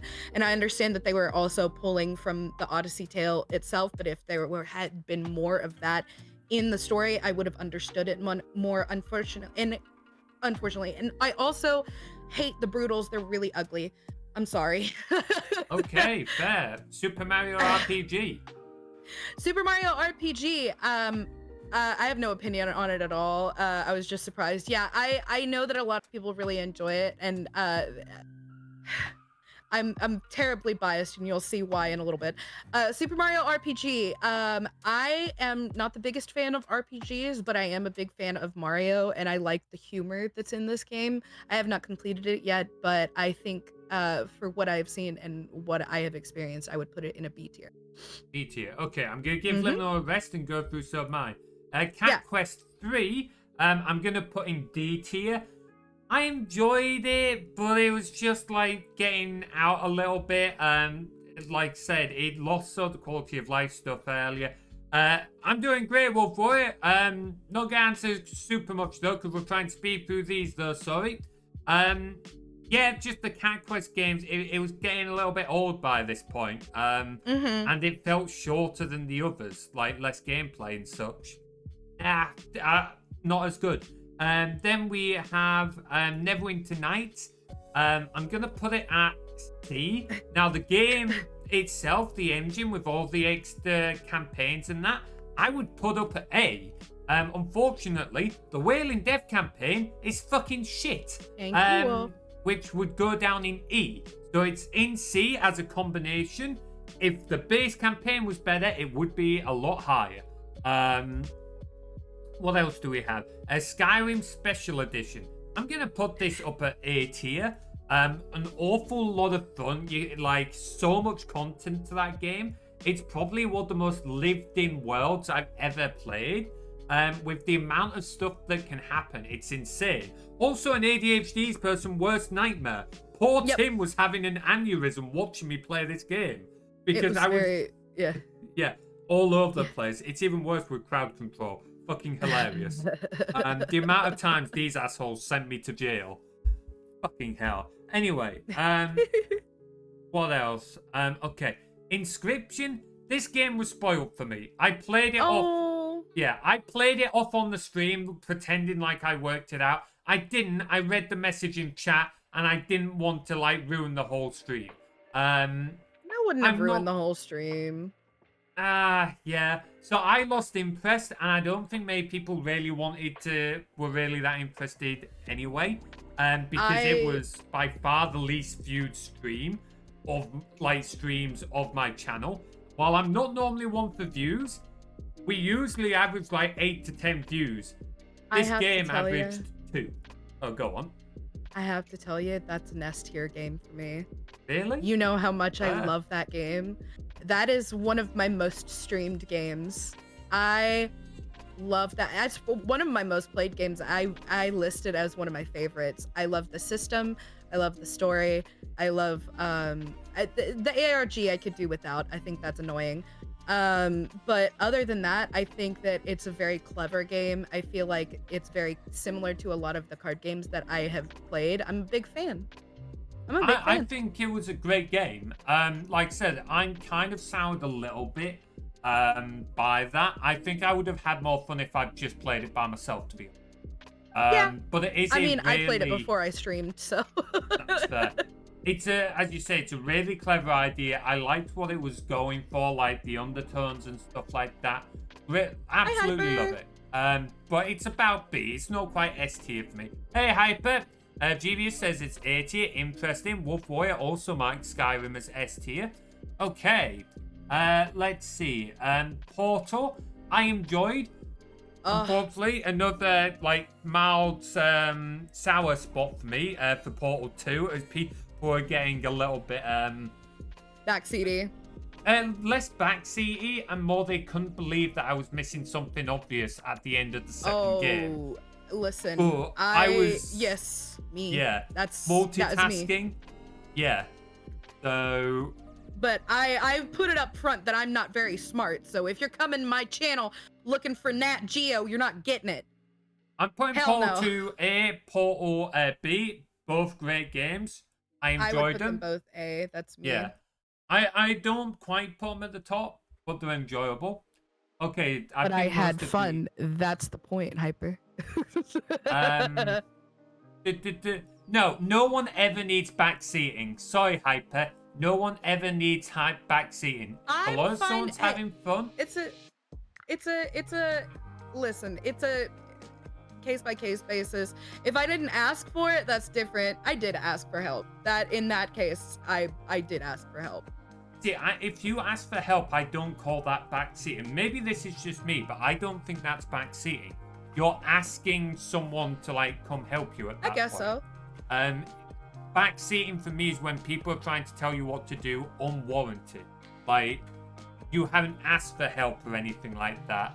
So it's like, I know folks in my chat have helped me out in games at times, and I appreciate that. But it's when I ask for the help and stuff like that, like... Oh, I think Hyper and I both had the same definition of backseating, whereas y'all have a little bit different one. That's fair. Okay, you ready for another sound off? We've got these last few ones. Let's go. Peach first. Peach first. Okay, where do you want it? I'm gonna go ahead and put that in B tier. It was one of the games that I enjoyed the most this year. I was very, very lucky to be able to play it because somebody, I believe it was my Mika Love, bought it off my throne. I am biased because I went to school for theater. So the theater theming and the little details that they put in were very wonderful. The little mini games were very fun. The world building within the theater itself was very cute. My only complaint would be that some of the gameplay is very simplistic, and it feels very obviously like it was trying to cater to maybe somebody who doesn't play games very often. And while I get that, I do wish that it had like more opportunities for me to like challenge myself a little bit. So for that, it's in B tier. That's absolutely fair. Shadow the Hedgehog, I'm gonna put a B tier. I really enjoyed the game. It kept crashing for me, but I think that was more my emulator. So I'm not gonna blame the game too much. Yes, it did correct. It did bring it down a little bit. But honestly, I really liked it. Solid game. But I still question the guns, which is one of the reasons why it's getting marked down. No, that's the best part. No, it's a fucking ultimate life form. Yes, I'm gonna use. It's funny. He's working for the government. Sure. Shadow the Hedgehog, absolutely. Okay, Super Animal Royale Liminal. Oh my god, I put it in C tier. Okay, the only reason I put it in C tier is I got very, very tired of it.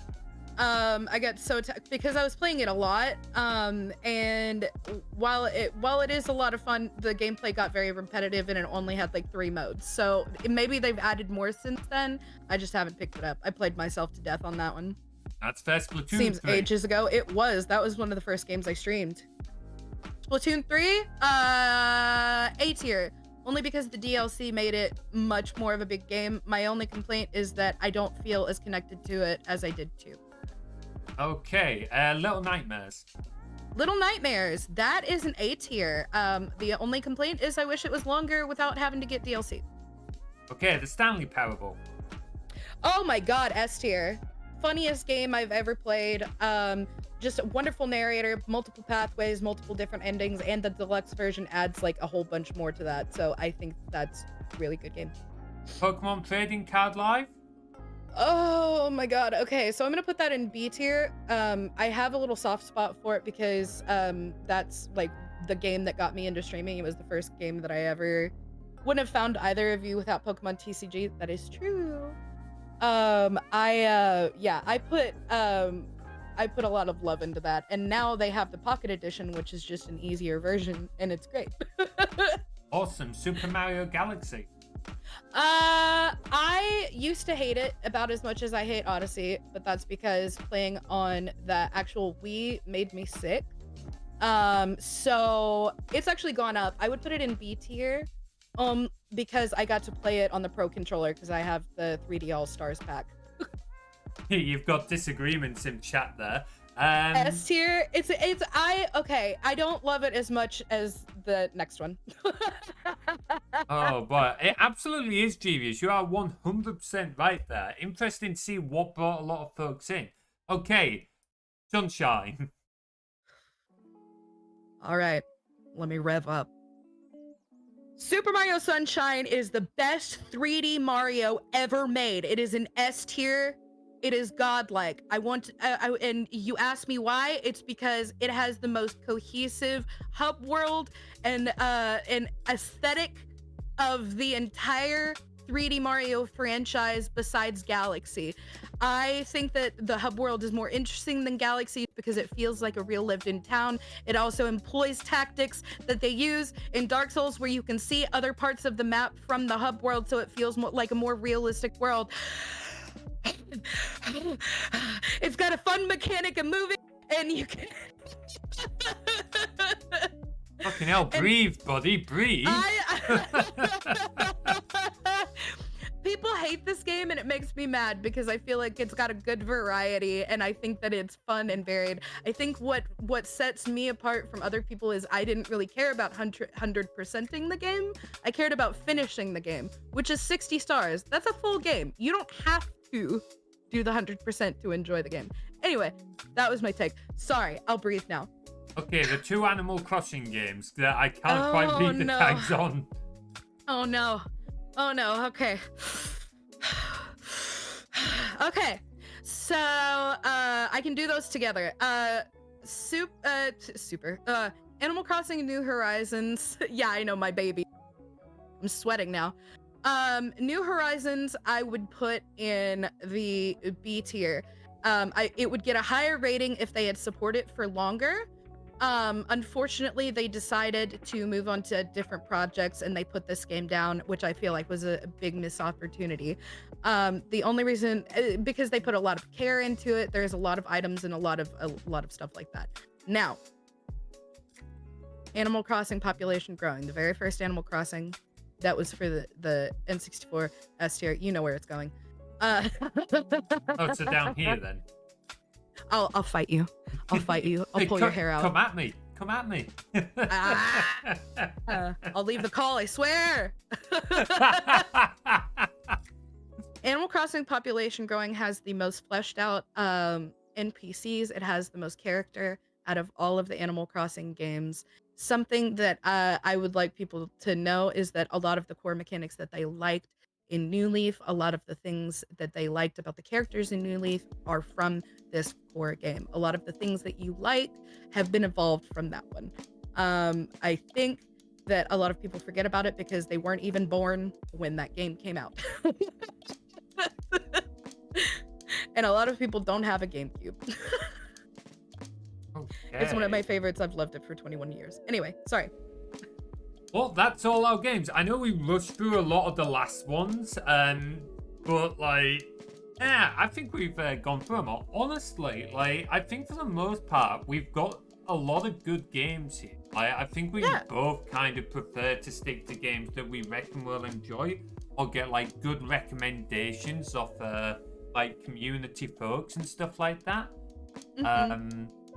Yeah, it's a shame that we've got a couple of times we didn't enjoy as much, like the F tier down at the bottom, but yeah, for the most part, it's been pretty good. I feel like that's just the thing of playing games, though. Like, I feel like this is the kind of graph you want to see anyway, of any person playing games, not just streamers. Because if you're only playing this, like, if all your games are up here at the top, chances are you're not trying anything new very often. Mm-hmm. And if you're only seeing stuff down at the bottom, you're probably not really like playing the right kinds of games for you. So I feel like this is a healthy chart. Yeah, a healthy chart. Finally! The doctor said it would never happen. Health? What's that? My God. I'll post that in the Discord and probably post it on Blue Sky later on. So we're gonna wrap it up there because it's getting a little late for me, and I've got like doctors and that. Oh, don't apologize. I could have ended this a lot sooner. So, anything you want to advertise? I think you've got a bit of a surprise coming up soon. Do you not? Yeah, I'm gonna make a post about this later, but we have a mini debut happening tomorrow. Probably at 10:30 p.m. because the guy didn't come by today, so it's probably gonna be late, and somebody is gonna have to watch the VOD. But you know, So please do go check out Liminal, guys. You all know who they are at this point. Me and Liminal have done a lot of stuff together. Amazing streamer, do a lot to help support what we do, and I support them with things. Please go drop her a follow if you haven't already, and check out their surprise. Okay, anything else you want to say, or shall I wrap up? Materies stinks. Yeah, okay. Remind me to ask Dina to get the duct tape next time. No! Thank you very much for sticking around, guys. Devious, Max, everyone who's been following for years, or those of you who have joined more recently, it's been an absolute blast having you all around. Thank you so much for following, like, both of us. I know me and Liminal do slightly different things, but we still enjoy collabing together, and we both enjoy the fact that you all come and hang out with us. So it really is amazing that you guys enjoy what we do. On all platforms, not just Twitch, I might add. Okay then. Well, that's all for today's stream. We will be back tomorrow with some Baldur's Gate 3. And then I'll be doing another stream on Saturday that I'm not sure what I'll be doing yet. Saturday's stream might be the last one before Christmas. But there will be at least 1 or 2 more before the new year. No if you want Christmas stream?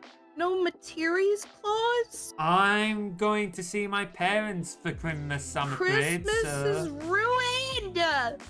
Oh, what a shame. Alright, go on with your spiel. What I'll do next time is I'll set up a video to post on Christmas Day. I'll do like a Christmas YouTube special.